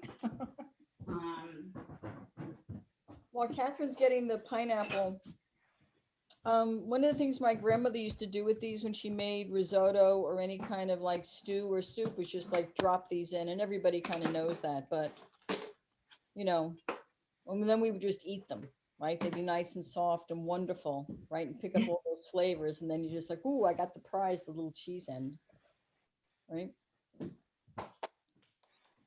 I mean, I know, I was telling Jessie, like, I know when I was like at Windows, they just chopped it all up on the big Hobart grinder with the wax and everything and all, you know? I mean, like, I was trying to cut it off because I didn't want to be upset with the wax, but you've all eaten the ends of Parmesan with the wax before. There's just no way you haven't. So I'm gonna just get this off the core. Now, we don't usually eat the core except for the one, what is it, the Tahitian ones where you can eat the core. But when you look this up, you know, has anybody ever seen like they make this now into leather, the leaves of pineapple? Have you seen that? It's interesting. You can, like, vegan leather, it gets made from a couple of different things, including sometimes mushrooms. But pineapple leaves get made into vegan leather, okay? Now, if you start like trying to figure out a recipe for this, pretty much it's tea, you know, like with water and then sweetened with honey. There's really not much more going on besides that, but it's going on with the skins as well as the leaves. So I'm probably gonna head into some tea, but with the core, I mean, personally, I don't know. We have a friend, right? Her name is Arlene. It's Jessie's sister's best friend from grade school. And Arlene, like, is afraid of, what's she afraid of? Like scratching her esophagus. Esophageal injuries. So like, so whatever for like her parents, like they wouldn't like ever let her eat like any of like the apple core or something. I've eaten apple core and pineapple core my entire life. and I'm still alive, and I never scratched my esophagus. But if I was Arlene, she would be probably horrified if I took the pineapple part we don't usually eat and put it into the food processor to get rid of some of the fiber texture. We can make like a leather and dry it out, and we can turn the heat of the oven down a bit and make like a fruit roll-up kind of a situation, you know? So that's what I thought we could do with this core. And then again, and the harder something is going into the food processor, the more sub pieces I would just chop it up so that you don't jam up your mechanism. So this is going to become some kind of fruit leather thing, although going in on a dehydrated temperature, it won't happen in the time frame of our class, but we can show you the procedure. Does that make sense to everybody? I'm gonna get this out of the way in a second. I have to look for something to put this in. Just gonna take the pineapple out of the way because Jessie's gonna need the cutting board in a minute. Yeah, you want to chop that up? Sure. Okay, so the pineapple's gonna go in. I'm just gonna find a pan like for some water, and I would say I'm not gonna dump any honey in this. See how sweet it is. I mean, I wouldn't say this is the world's ripest pineapple, but it's not bad looking. I washed that before, so that's gonna all go in. And then we'll take this.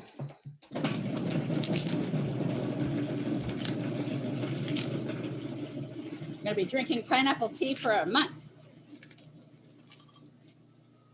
Okay, I'm just gonna put some cold water on top of this. Bring this up to a simmer.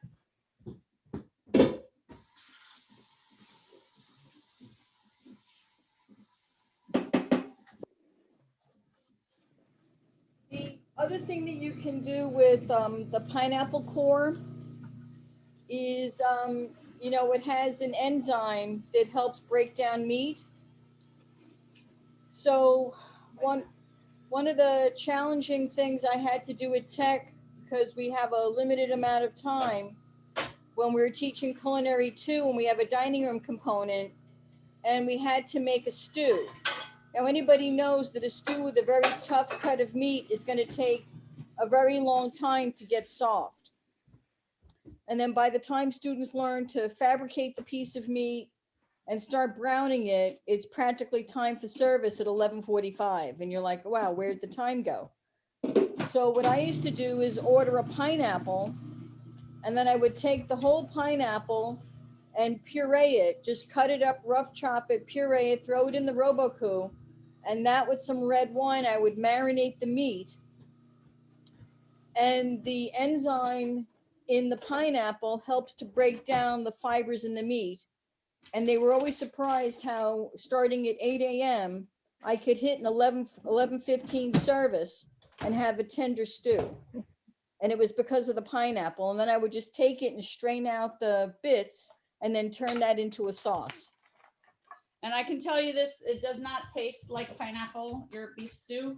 No. Because we used to do that same trick when we used to teach a couples class at ICE from the place where we go in France, like a boeuf bourguignon or something like that. And you can't do that in a class with people off the street very quickly and get the meat to tenderize. So I'd put it in the pineapple and the red wine like earlier, and it helps to denature the proteins and make it really nice and tender easily. And the thing does not taste like pineapple. No. Nobody would ever believe there was pineapple in there. The pineapple in the food processor is such a small amount from the core. I'm just adding a little orange juice to kind of get it like more pureed. So then Jessie's going to probably talk to you now about her gremolata.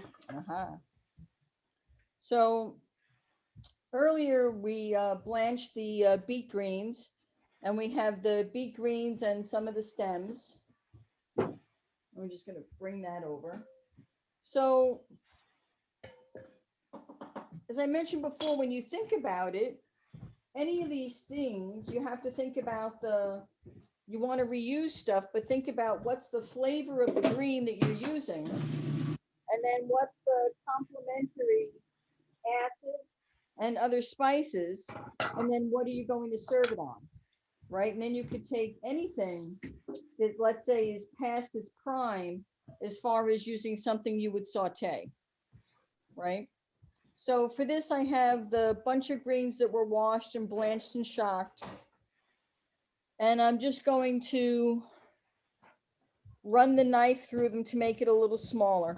I could put this in the food processor, but I find many times when you do that, you have to be very careful to pulse it. Otherwise, you lose any texture at all in the sauce. So we thought we'd show one by hand, the old style way, and then one with the food processor later. And I'm just gonna pop in here for a minute while Jessie's chopping. So this is the pineapple mixture, and it could be like other types of fruit, like mango or something.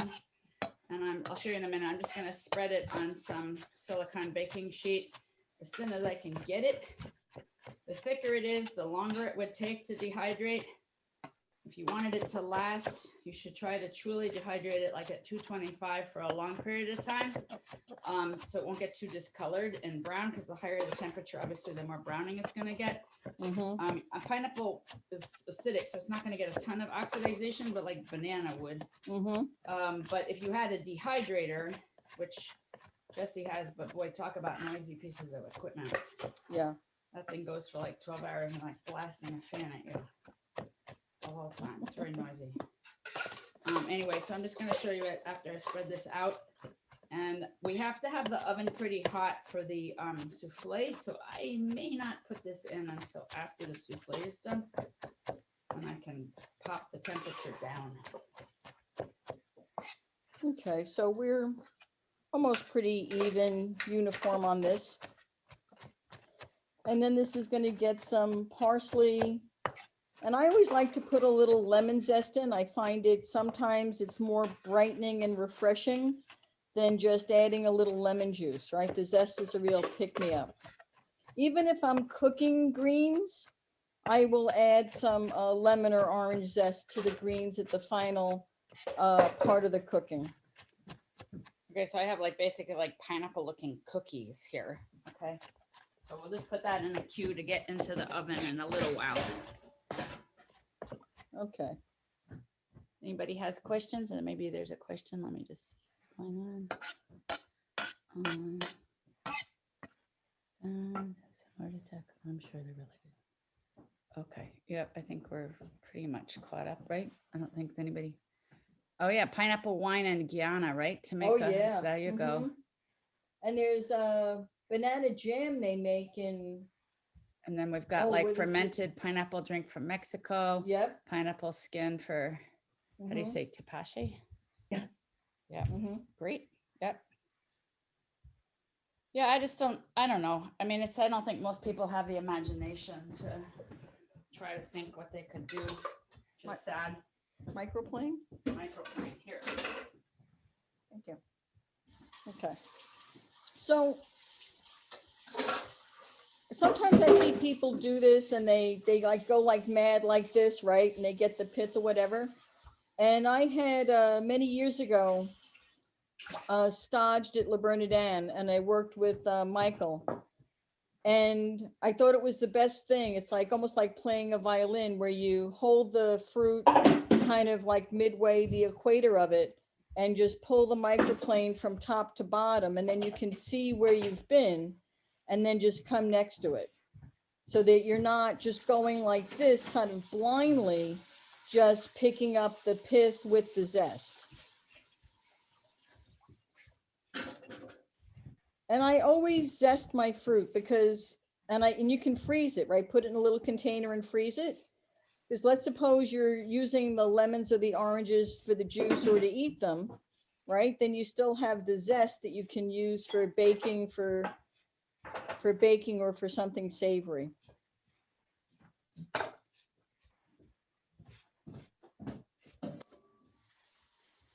Okay. And I'm just going to get that in there. I realized I should have put my jar of jam in the snow so it would cool, so everybody can see how it gels. I'm going to try it now. I don't know if it's still hot. It's really hot. And I'm just going to get the parsley. I don't know how many people do if you have like a Vita Prep or some kind of blender and you do smoothies, Some of my favorite smoothies are with greens, right? Greens that don't look pretty enough for a salad, but we don't mind if we throw some ice on them and get them in a blender. Right? I mean, parsley is great for that. I think it's also very Italian. You know, we're always thinking about digestion, and we use a lot of herbal things for digestion. So it's common to have like a little water with some parsley and some lemon if you're feeling a little off. Okay, let's So I'm just just bring this reporting back out what's together. in the oven. The brownies are coming along fine, and the Parmesan tuiles are almost done, I would say. And the potato peels need a little bit more time, which makes sense. So from a food waste perspective, if you look at the quantity of what I now have, which is more than enough, what would be green sauce for any roasted vegetable, just from the tops of beet greens and a tiny bit of parsley, right? It's like a little more than a pint, which is more than enough, right, for any use. You want me to juice the lemon? Sure, Kathryn's gonna juice the lemon, and then I'm gonna do some stuff with garlic in a second. And I really like the color, you know, the redness from the stems of the beets. Okay, so I'm just gonna get this into a bowl, maybe, or a container. Okay.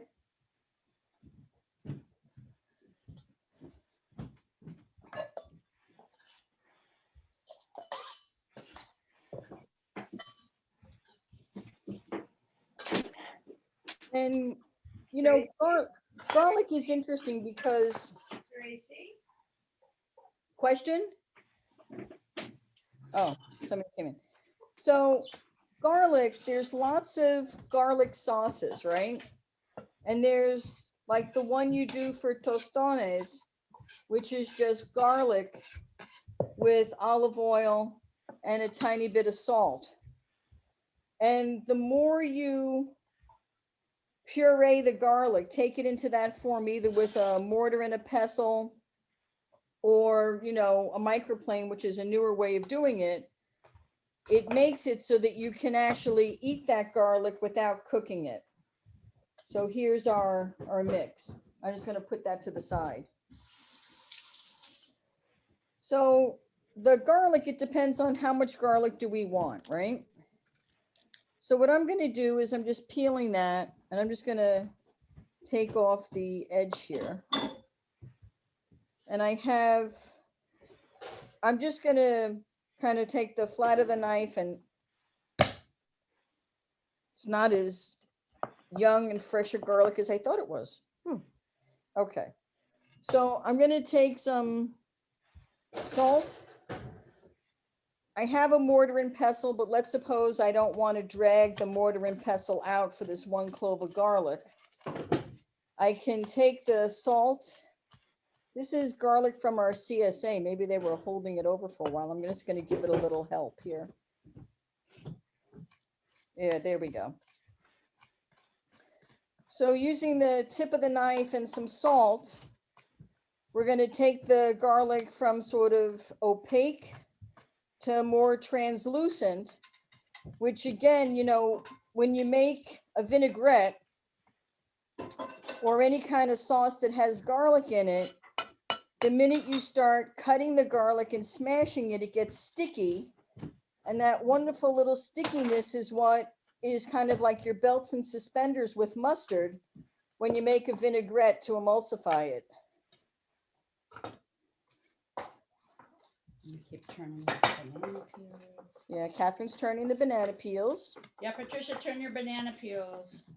Okay. Okay. I got a hard little piece that won't go away, but we'll just get that. Okay. All right, so now I have my garlic kind of in a bit of a paste, which will go into our green condiment over here. And let me just wipe down the cutting board. So Kathryn has juiced a lemon. And we're going to put some olive oil in. And you could, depending on what you want, is, if you wanted to add some spice, add some crushed red chilies, anything like that. So we have the lemon zest, we have the one garlic clove, we have the juice and the olive oil, and then just salt and pepper. And don't worry about whatever salt we used on the garlic peel, right? There we go.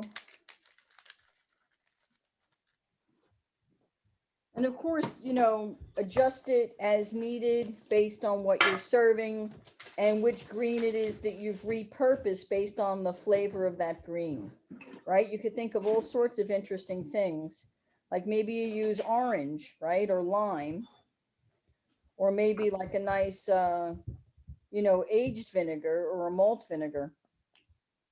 Okay, but that's basically together and ready to go. If we had, maybe also go with polenta probably, right? Yeah. Okay.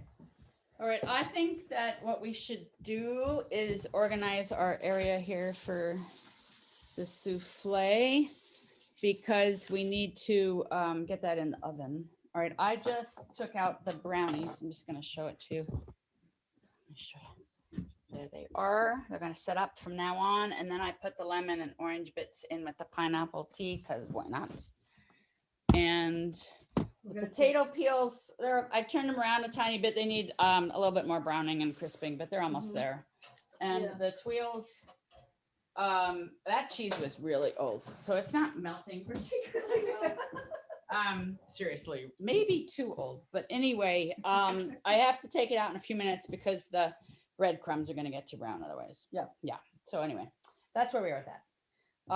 So you want to talk to him about like why you like this souffle, and I will beat your egg whites. Just the and thing things like about that. the potato peels is, when they're done and they start to get a little crispy and they're not clumped together, they'll separate, right? And they will get browner, and they make a nice snack. And then if you manage to have any left when they come out of the oven, you could put them in an airtight container and they'll last for about a week or so. Right? You could also, they make a nice garnish on top of soup as well. So what are we talking about? We're going to do this. Oh, the souffle. Okay. Space and... So many years ago, I got as a gift that Jacques Pepin Everyday Cooking book, right? I think it must have been one of the first editions way back in the 70s. And what fascinated me about it was that he talked about things that his mother did for leftovers. So there's a recipe in there for leftover hard cooked eggs, like eggs Jeanette, where he takes the hard cooked eggs, slices them up, puts them in a gratin dish with like a little Mornay sauce, and bakes them. I'm just going to show this. I'm going to let them cool a bit, and we'll see if we can scoop them off of the nonstick tray, but I'm a little afraid of the breadcrumbs from getting too dark. So in his book, there's a lettuce souffle. And has anybody had it? Anybody ever made this, had it? No. So what I find fascinating about the lettuce souffle is, like, you think of lettuce, like, okay, there's like the lettuce for salads, right? And then there's all those wonderful bitter greens. And there's escarole and all these things that we eat as a salad, and then they start to look not so nice, right? And then we saute them, or we put them in a soup. And when they really don't look so nice, then we can saute them again, cut them up, trim off the mucky bits, and we can make this wonderful souffle that when it comes out of the oven, you could eat it right away or cool it. And I used to do this in I have one of those nice long, it's like a terrine for pate, and I would do it in that, and then cut it into slices, and I could either just eat a slice as a snack, or I could put it in the pan and saute it and brown it and have it with, you know, some more vibrant greens, right? But In other it's, words, like you don't have to eat it like a traditional warm souffle. It Right, actually right. settles as one of those cold souffles that's Right. pretty good on its own. yes. But you want to do the souffle next? I think so. Okay. All right. right. Talk them through the procedure for a second. Sure. While I set everything up. Yeah. Let's look at, oh, excuse me a second, I gotta find. Here we go. Okay. So it's like a traditional savory souffle in that you're going to make a roux to bind the ingredients together. And then it has cheese. Now you could classically, of course, in France, he would have had like a, you know, some nice, like a Comte or a Gruyere. But if you have any of those kinds of cheeses, right, you don't have to run out and buy a special cheese as long as it's a nice melty cheese. So of course there's butter, scallions, we're gonna have some lettuce, some water, and we're gonna make little ones, a base with the roux and then with the egg yolks, and the eggs get separated.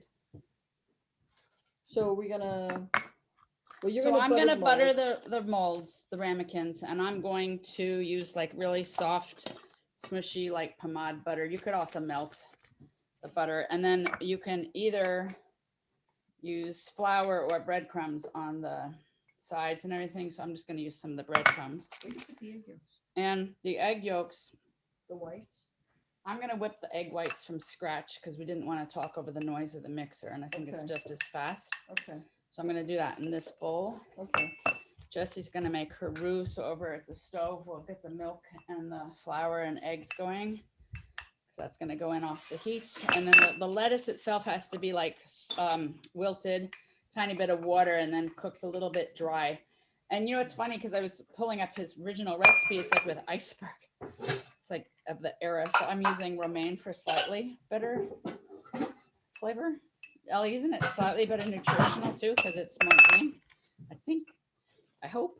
And then I think his original one in the book may have even had cheddar cheese, but we changed that up. So you can, any kind of like firm, hard cheese will be fine.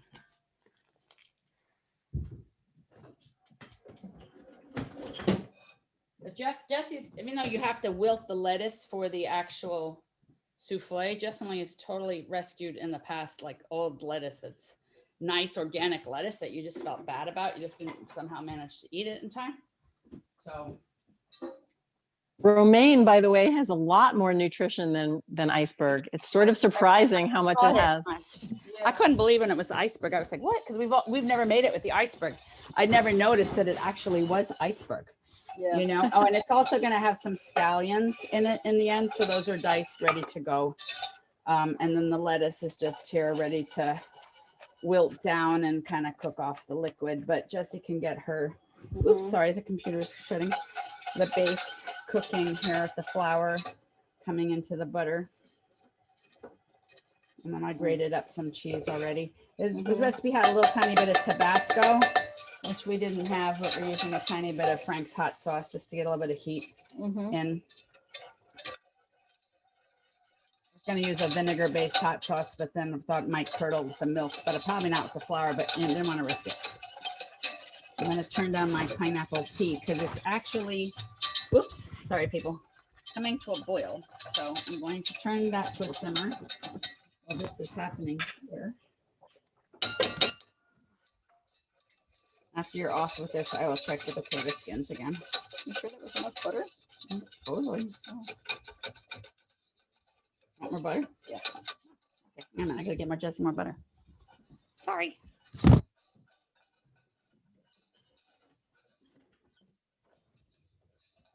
Maybe I know what I did.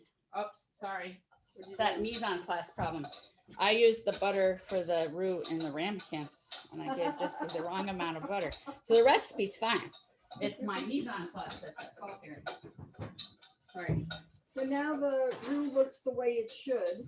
like it did before. which is not crumbly. All right, let me come back over here. Sorry, now that I've actually fixed the butter fiasco. So that's what we're saying about your eyes, right? Like if you've made something and you're following a recipe and you're like, wow, that doesn't look right, right? Use your senses. If the roux was all crumbly looking and didn't look smooth the way the recipe described, go back and check your mise en place, right? Okay. So the point of this is like a light blonde.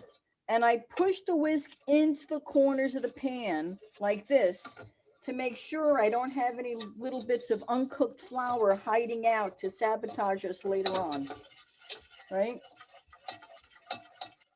So I have my flame down low and I'm gonna carefully bring the milk in a little bit at a time. I don't want to shock it.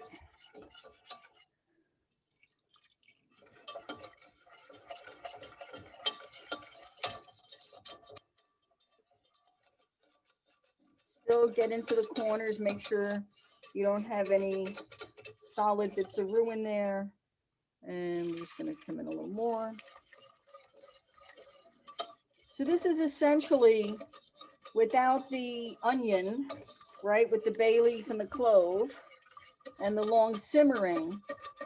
Essentially, when you have roux and milk, you have a bechamel. And if we had roux and starch, we'd have a velouté.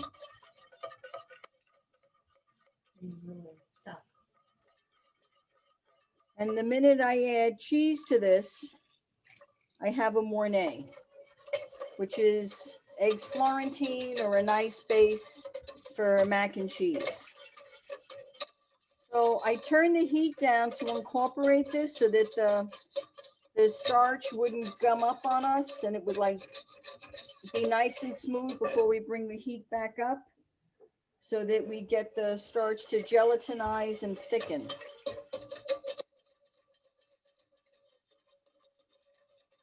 Yeah, so that's good. Yep, there we are. So now the next thing is for this to come to a boil and start to thicken, and then we will slowly add our eggs off the heat so that they shouldn't in theory scramble because of the amount of liquid, but one never knows, right? If you have the heat up too high, you could have that kind of mistake. Okay. Okay, so then Jessie's going to start to wilt the lettuce in a second. And then I'm going to whip the eggs. And then that's in the oven. We've got a couple more things to do. You have a little bit of water there. Okay. Okay, great.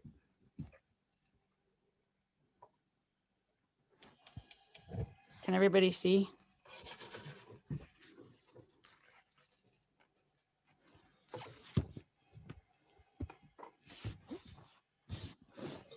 So was that Ellie who said that the romaine has more nutrition than the iceberg? I guess because of the water content, right? For the green? I'm not sure why, but it has a lot more than you'd think. Right. And I don't know the numbers offhand, but I remember looking it up and sort of saying, wow, it has vastly more than the iceberg of like B vitamins and vitamin A and everything. I have to check the potato peels. Okay, Kathryn's going to check the potato peels.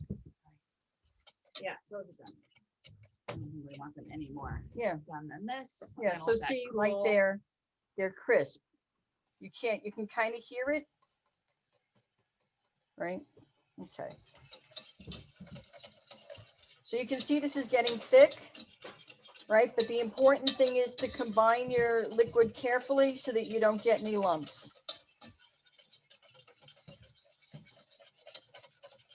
So this is, I don't know if you can see, it's steaming.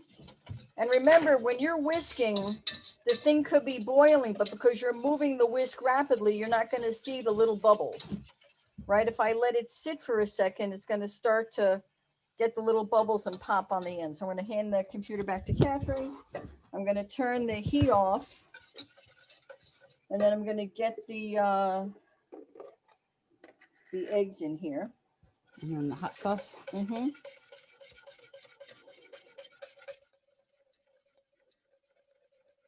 So I'm dropping the eggs into exactly where I'm whisking. So that and I'm gonna probably get a spatula to get the last bit of egg in here. And so the color is now changed. And again, I'm always pushing that whisk into the corners of the pan. Make sure we don't have any outliers of unmixed bechamel now with the egg yolk in it. Okay. Okay, I need to put this down if I'm going to give you a spatula. That's okay. I'll grab a spatula. Okay. Maybe I'll grab a spatula. Yes. Here we go. So the heat is off, right? And I'm just going to use the straight side of the spatula to come in and get the rest of the egg yolk in. Hey, Mama. There we go.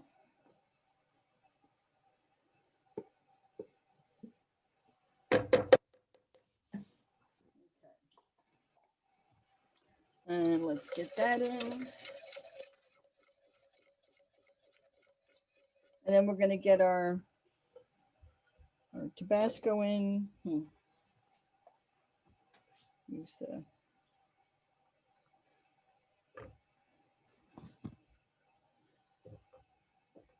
there we go. Okay.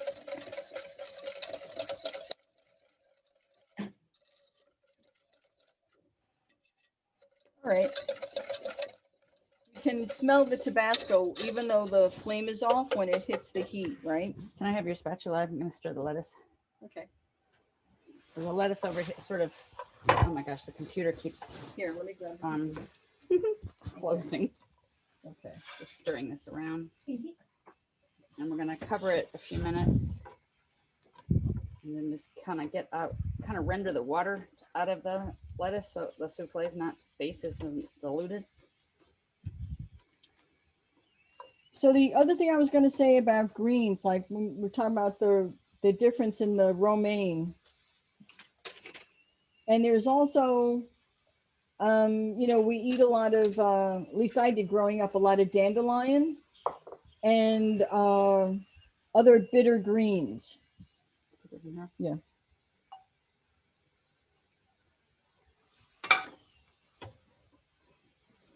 So we use those kinds of greens a lot in soups and stews. There's a soup which has gotten popular now, but I remember years ago, you didn't really see it on the menu anywhere, which is that escarole and bean soup, which was kind of like when I was a kid, that was a go-to thing that my mom and grandmother would make, you know, with escarole and beans. And then if you could add sausage to it, but it wasn't necessarily a required part of the recipe. I think so that we could just cook it because one of us is here. We could just cook it to get rid of the liquid. Okay. Well, I can do that. Okay. Want to do that? Yeah. Okay. All right. Sorry.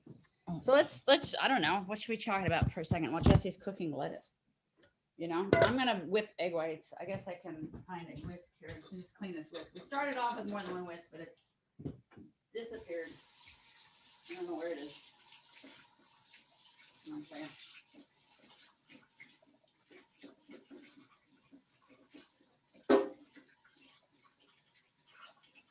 I mean, of course, if I was really doing this, I might just stick the egg whites on a mixer, but it is pretty noisy when you're in the Zoom, so we'll just do this. Everybody's okay? Mm-hmm. I bought jar jam outside, see how cold it gets. No. While the souffle's in the oven, Jessie will make the chimichurri and fry the bacon. So Patricia, that time is coming. For the chimichurri, we've got beet, carrot greens, which could be blanched, but we just thought we'd do it without. Two different procedures. And we'll put that one, pulsing it in the food processor to show two procedures.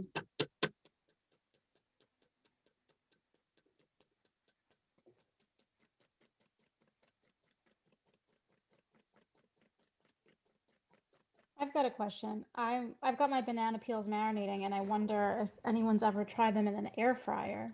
You haven't tried an air fryer. No. We don't have an air fryer. So do you have one? You could try it. I think it would work okay, actually. Yeah, maybe I'll do half in the air fryer, half in the saute Yeah, pan. because I mean, the bacon cooked in the oven worked okay. It just wasn't quite as good as the one in the a little tiny bit of fat. I mean, like, it was not like a deep fry by any stretch of the imagination. So, in that sense, I actually think it worked really nicely, Patricia. You know? Why not? All right, I'll let you know. Yeah. Here's the recipe. And after the soufflés are out, I'll put the pineapple leather in, but that really does take a long time, ideally on a low heat or a dehydrator. These are almost where I need them, so I'm just going to finish them off when Jessie's got the lettuce done. And then we've got a shallot to chop for the chimichurri. So I'm just gonna bring some the garlic and a the lettuce serrano over so coming you up. can see it. So it's pretty well wilted. You know, we could take it a little further, but it's looking pretty good. Do you want me to bring that back over so we can put the cheese in the base? Should we put I might put that here, right? Okay. Because it'll be easier to mix. Okay. Okay. Sorry, everybody. Let me get where I can try and show what Jessie's doing. I'll come on my other side. The other side. Oh, sorry. All right. I figured it was easier to, because of the size of the pan we used, to toss the base in here.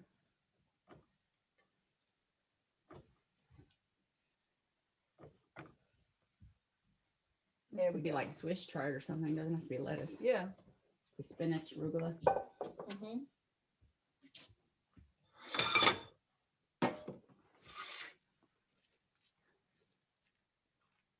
And then usually what I would do is I would transfer this from something warm like this into a bowl so that I don't deflate the egg whites. Just to start to cool it down a bit. Yeah. Mm-hmm. But while it's still warm, I'll get the cheese in.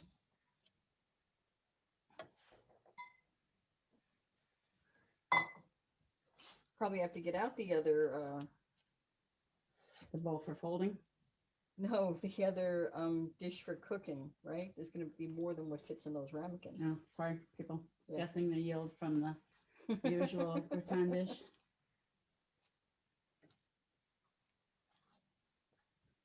Okay, and the heat is off, right? There's enough residual heat to melt the cheese. Now you need to salt that, right? Yeah, salt and pepper it. And I always like a little bit of nutmeg, but that's just a personal preference, right?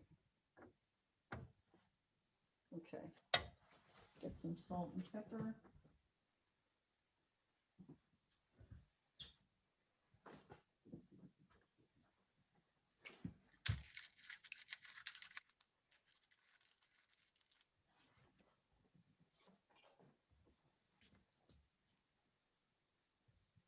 You can see how the cheese is melted, right? When you pick it up, the stringiness.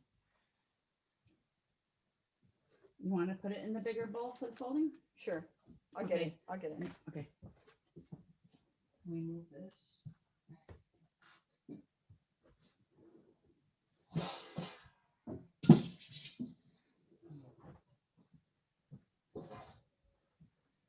Just move these over here.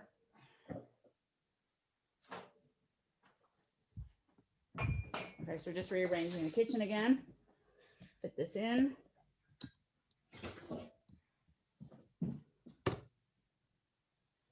So like you could have made the souffle base like, 45 minutes or an hour ago or something. Mhm. As long as it's not completely cold. Even if it was cold and made it the day before, you could like temper it a bit at room temperature and get the egg whites into it nicely. Mhm. So they don't all have to be made at the exact same time. Mhm. And any firm cheese works well. So Yeah. mix and match. I just wouldn't use, greens. you could use firm to kind of like a medium. I wouldn't use something really soft. Okay, here's egg white.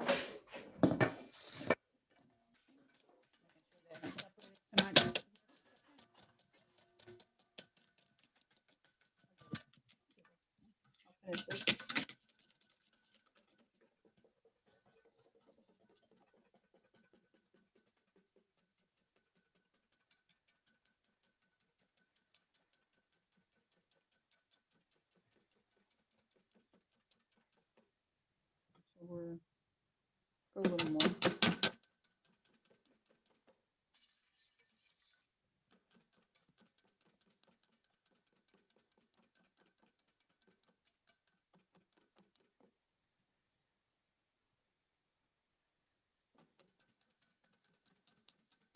Okay, we're good. We're just going to get rid of the whisk. And because they're very different from each other, right? This is thick and heavy, and this is light and airy. I'm going to take some of it in the beginning, kind of like to sacrifice a little to first lighten this mix up.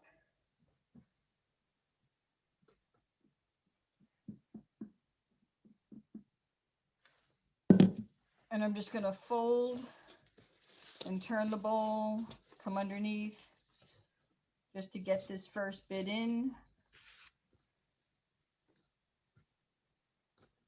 And try to lighten up this heavy mixture. Wow, somebody's phone? Your phone? No, I have my phone on vibrate. It's my dad. Okay.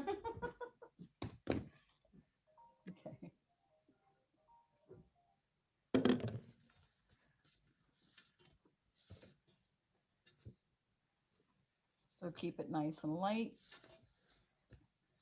I'm gonna have to get out the other. Well, okay. It was hard to guess how many ramekins it was going to take. Yeah.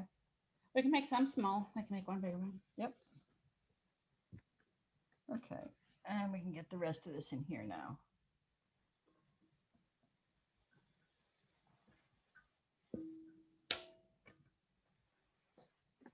Okay. You can put the computer down now. Right? Okay. Okay. So we're going to get this together, and then the ramekins have been buttered. And with a savory souffle, you probably know you have a choice, right? You could do grated cheese or breadcrumb, or a combination of grated cheese and breadcrumb to line the mold. Maybe this one? Okay. All right, so now that's together.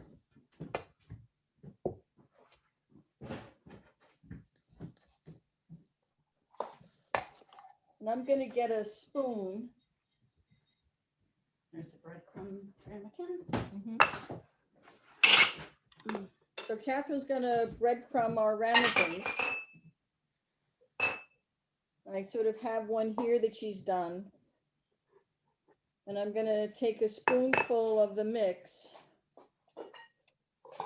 and try not to goop it over the sides.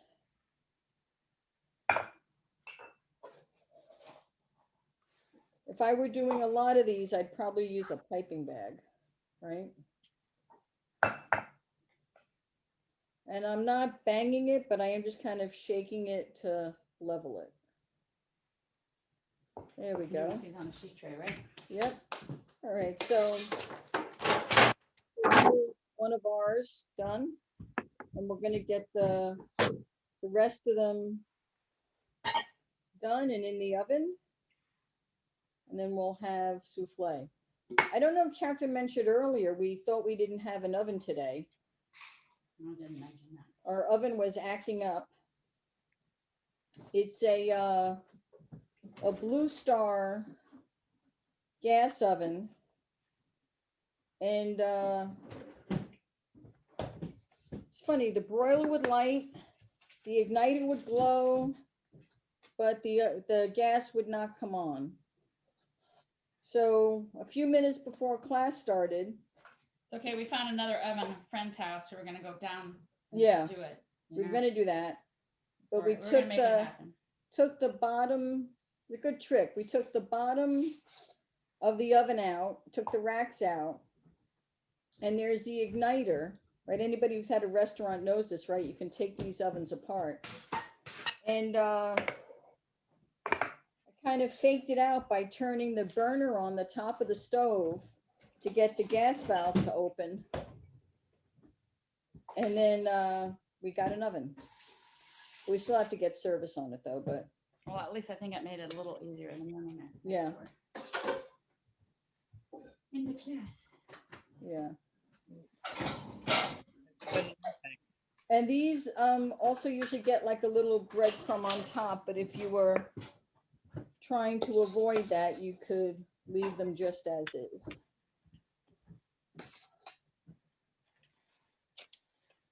Okay, so we got one more dish to go. And then we could plate something if we want that. Otherwise, I don't know if anybody has any questions or We got it. comments. Well, we got to fry the bacon. Fry the bacon, yes. of banana course. bacon. I know, but that won't take forever. We Okay, have to put these in the oven. cut up those things, right? Let me finish that. Okay. Yep. Okay. Got it. Okay, here. I'm gonna put that there. Okay. Alrighty. So soufflés to the side. So Actually say that the yield is just one more of this size 4-ounce ramekin. Should be 7 instead of 6. That would have been right. We weren't wildly off. It looked more than it really was. okay. Okay. So we're going to use the food processor for this. So I think this is a really good example of something that doesn't look like something you'd want to eat, right? It's kind of sad looking, right? It wouldn't make a nice garnish. I wouldn't want to saute it. They looked much better yesterday when we bought them, but today they don't look so good.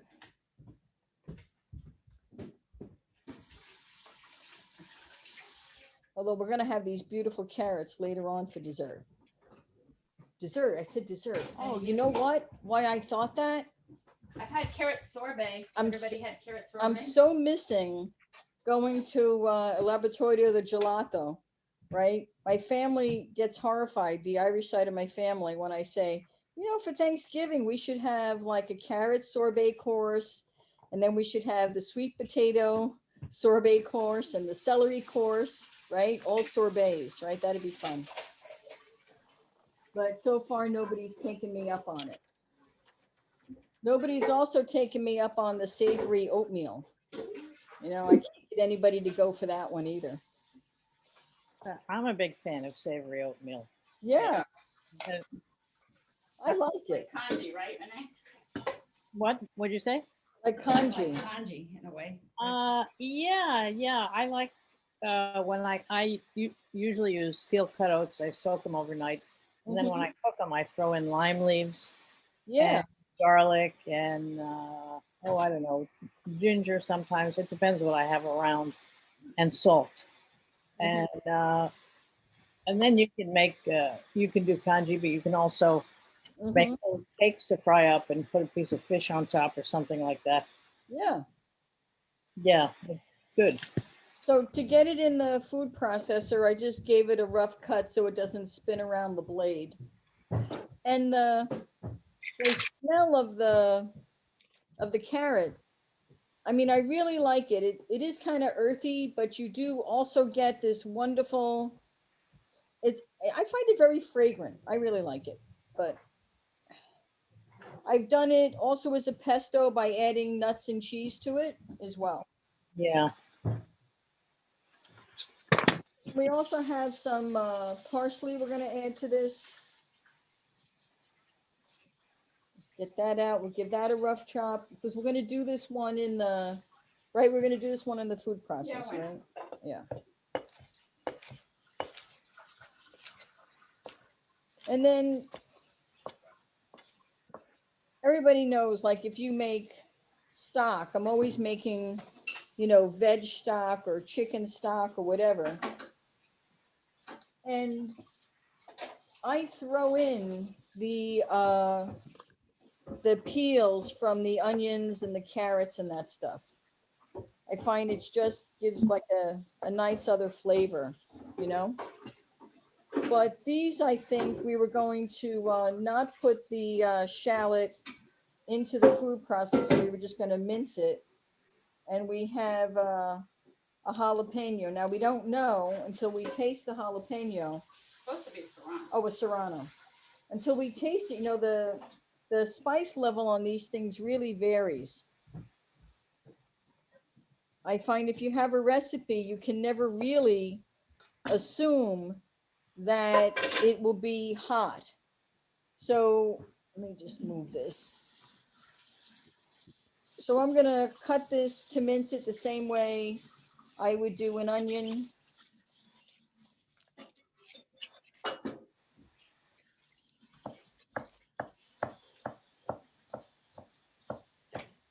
There's a chef we've worked with in France. And you need a bigger shallot than the one we have today. But he stands it on end, stands it like straight up like this, and slices down into it. And you'd say, wow, you know, you lose the bottom half of the shallot, but then he just throws it in the stock. And speaking of things in France that have changed, you know, I did not know this until we were there a couple of years ago when they were talking about a change in the law. It used to be that when a restaurant did stock, they had a big stock pot. They could also throw in what came back from the diner's plates into the stock pot. Right? And then it was just maybe what, Kathryn, 3 years ago? 4 years ago, they changed the law and said, nope, you can't do that anymore. Right? I just remember once being at this Michelin guy's restaurant, and there was a vendor trying to sell him the shallots propagated from seed versus from the bulbs, and he was not having it and horrified. And what a difference that all made. And so we have our minced shallot there. Now the pepper, you know, we have a choice, right? There's that fibrous part in the center, and usually we would take this out. And I am going to take it out, but you know, what I usually do with it is I will throw it in other things I am sauteing, right? It's the same thing like if you have a bell pepper and you want to make a nice dice out of it. I take the tops and mince them and then use the strips for the dice. Could you dry it and make a salt? Yes, you could dry it and make a salt. I got 10 minutes. Okay, so I'm just going to give this a quick mince. And I'll start chopping things in the food processor. And Kathryn's going to do the food processing. And then we have garlic again, so we could, oh, you know what, if we had the microplane, why don't we microplane the garlic? Okay, sure, I can do that. Yeah. That's always fun. I never use a garlic press. I find that it's more work to clean them than it is to use the press. So I always either, if it's a lot of garlic, use a mortar, a wooden mortar and pestle, use the tip of the knife, or use a microplane. And you can microplane garlic very fast, right? It doesn't take any time at all.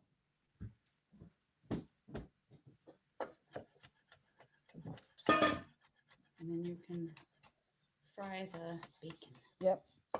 So I can tell this pepper is hot because as I'm cutting it with no heat, it's pungent. Okay. So we have our minced serrano chili and our minced shallot, and Kathryn is microplaning the garlic. And then we have some vinegar. It's a vinegar that we made from something. I don't remember what. right? I also, if I have the end of, let's say, a red wine vinegar that's coming to the bottom and it has the must in the bottle, and I have some red wine that's like past its prime for drinking, I have some red wine vinegar that I've been setting up that way for a couple of years now, right? And it just gets more mellow as it sits. Yeah. Yeah, that's always a nice thing to do too. Okay. Okay, so. Well, I'm gonna make a little tiny bit of noise over here.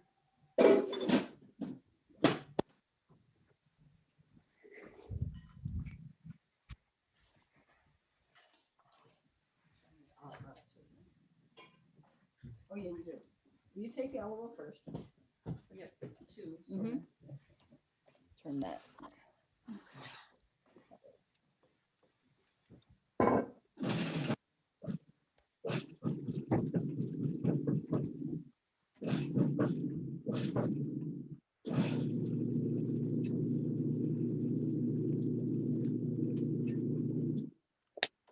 Doing spatula size a little bit.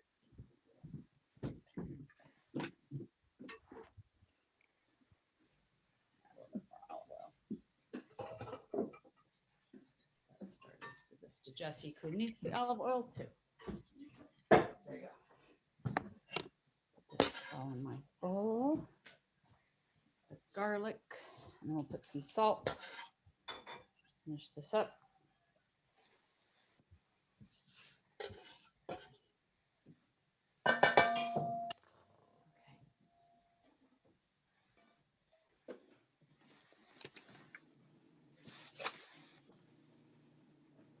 So I just put a little bit of oil in the pan just to coat it.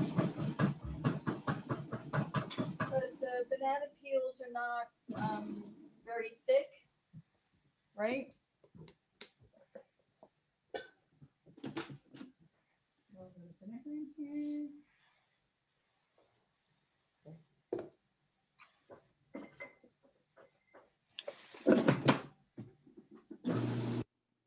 Want to have your banana?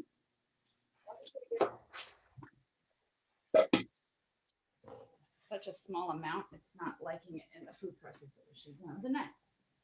You know, got a couple of bigger, slightly bigger stems. But it's almost there. It's getting there.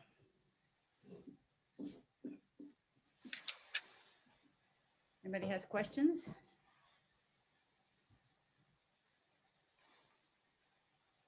Okay, Ellie left, right?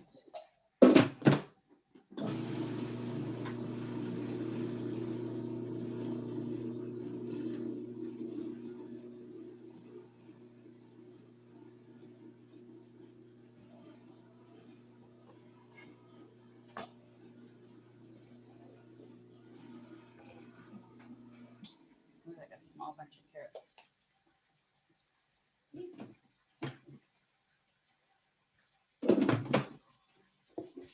Okay, I'm gonna take this out of here and then just mix it all up.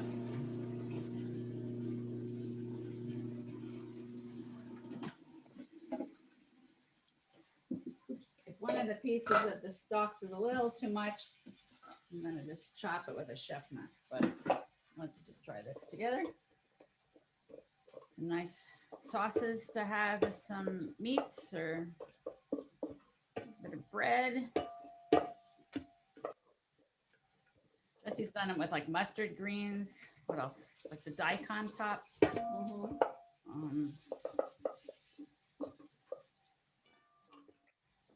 Basically anything.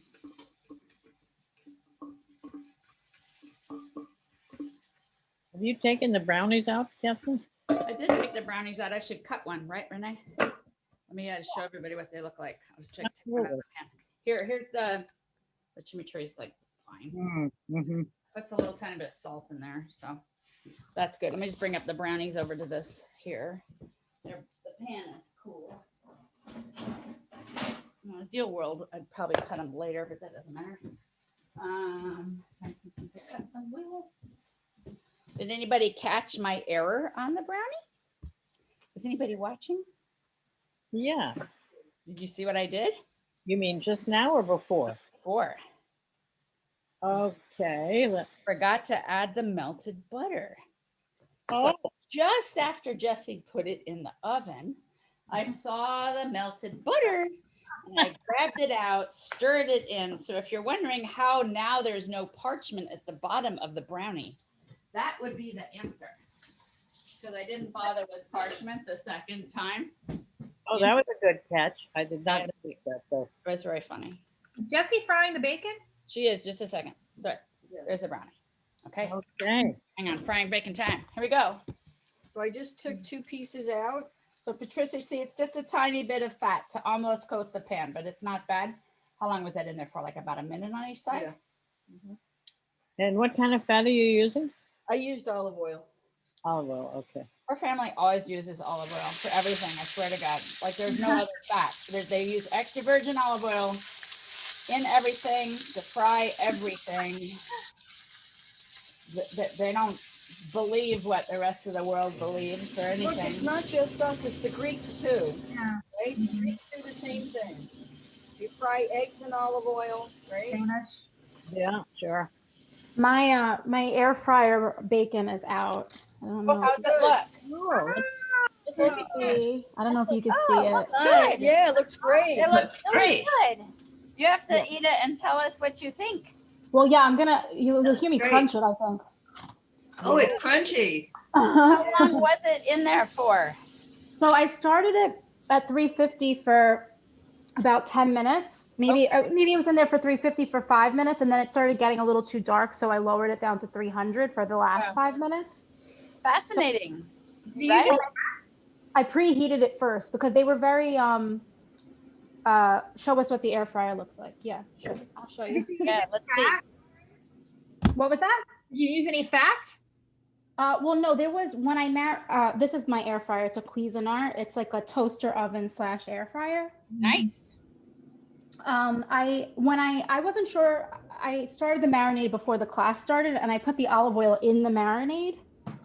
I don't know if I was supposed to do that, but Well, I mean, you know what? That can only improve it, you know? exactly. So I didn't use the oil was from the marinade that was on the banana peel. I really like that idea to air fry it. Why not? Yeah, it's pretty good. So Renee, so you saw the brownie. I mean, it just looks like a regular brownie. I mean, like, you know, when you eat that flour, there is a Looks little like bit of texture. I mean, like, fudgy one. yeah, the fiber is gonna, well, you can always add more eggs if you wanted it cakier, but No, I'm just saying. the, that flour, it is textural. There's no question. You know what I mean? Like if something with that much fiber in it, obviously is gonna have texture. Mm-hmm. So, I mean, that's one reason why I kind of like a flat bread idea or something thin, you know? No, once upon a time, many years ago, when I worked at Florent, we went through a lot of French fries, and I tried to make potato peel soup because I wanted, to find a way to use them up. And I mean, it tasted all right, but it was the ugliest thing you've ever seen. I could never serve it. I never did serve it.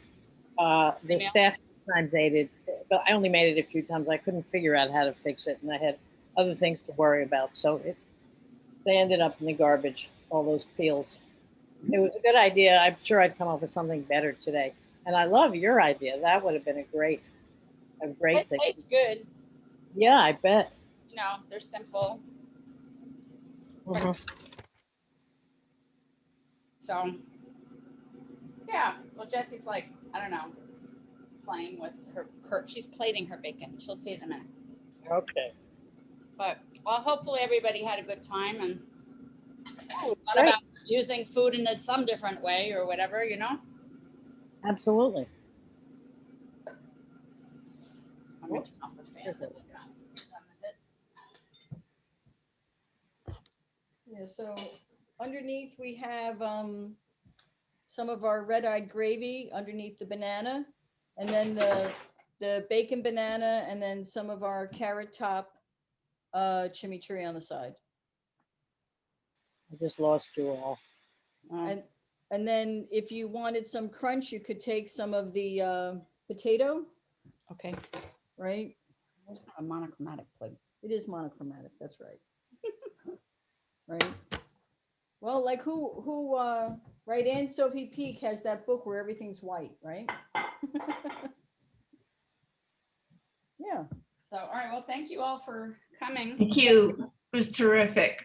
Oh, Okay, so good, the good. only Glad you error I enjoyed it. noted for real Thank you. recipe is it really should make 7 Oh. of those soufflés. Oh, how are the soufflés? Can we take one out? They're starting to rise. They're not risen yet, you Yeah. know? I can put on the light and I can show people that they're They're working, getting there. but they're not done yet. They're right there. Oops. Yeah, Sorry, it's just very hard to, there we go. Kind of yeah, starting. yeah. So a little bit longer. Well, any questions? I think you guys can see in the recipes how to reach us or whatever. So Right. Yeah. Thank you both. Jessie, I have a question, sorry.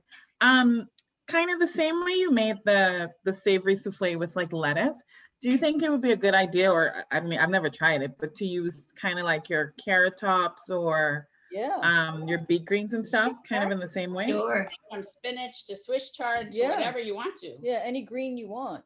I think the point of it, is they had leftover greens that didn't look great and turned them into souffle, and I don't see any reason why you couldn't take any other green, wilt it, and put it in there. It's long not a And lot of it's- water, but that's why you're kind of like, you know, cooking I mean, it off. but you, Stephanie, as a chef, you know, okay, what's what flavor profile do my greens have? Yeah. And what modification do I need to the souffle base to make it all come together? Mhm. Yeah, Or make a frittata. yeah, make Yeah. a frittata. That's right. That's right. That was It's a a, great- it's a this lot was of great. great ideas for sort of using all the leftovers, you know? Mm-hmm. So, yeah. Yeah. Every time I cooked a class during the first quarantine part, it was like Oh, we start like making syrups and fermentation, just like because you know why bother throwing anything away? Just Well, start cooking it. well, it's you know? also hard because in our community, we did have New York City composting I with the little stopped it. with the little brown buckets, and then it stopped. Yeah. Well, I couldn't. It just horrified me. I just couldn't start throwing stuff away. You know, it's rough. Yeah. It's back now, but more like private. The green bins are popping up in more private locations, like church parking lots, etc. Mhm. Yeah. Huh. I know. Yeah, I've that was been started to frozen find stuff outside, Patricia. Try to take somewhere. It's like not good, you know. Yeah. It's like That was a great program. Yes, it was. Thank you. Yeah. Thank you. Thank you for taking the time out of your day to be with us. Okay. have a good rest of your Sunday. Great. You too. Thanks a lot. See you all soon. Well, Okay. Bye. good night. Bye. Bye. Bye.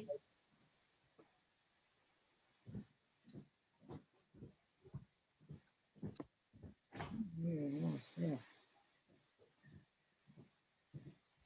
Okay. See you, Renee. Take care. Bye, Jessie. Thanks. Bye, Renee. Wait.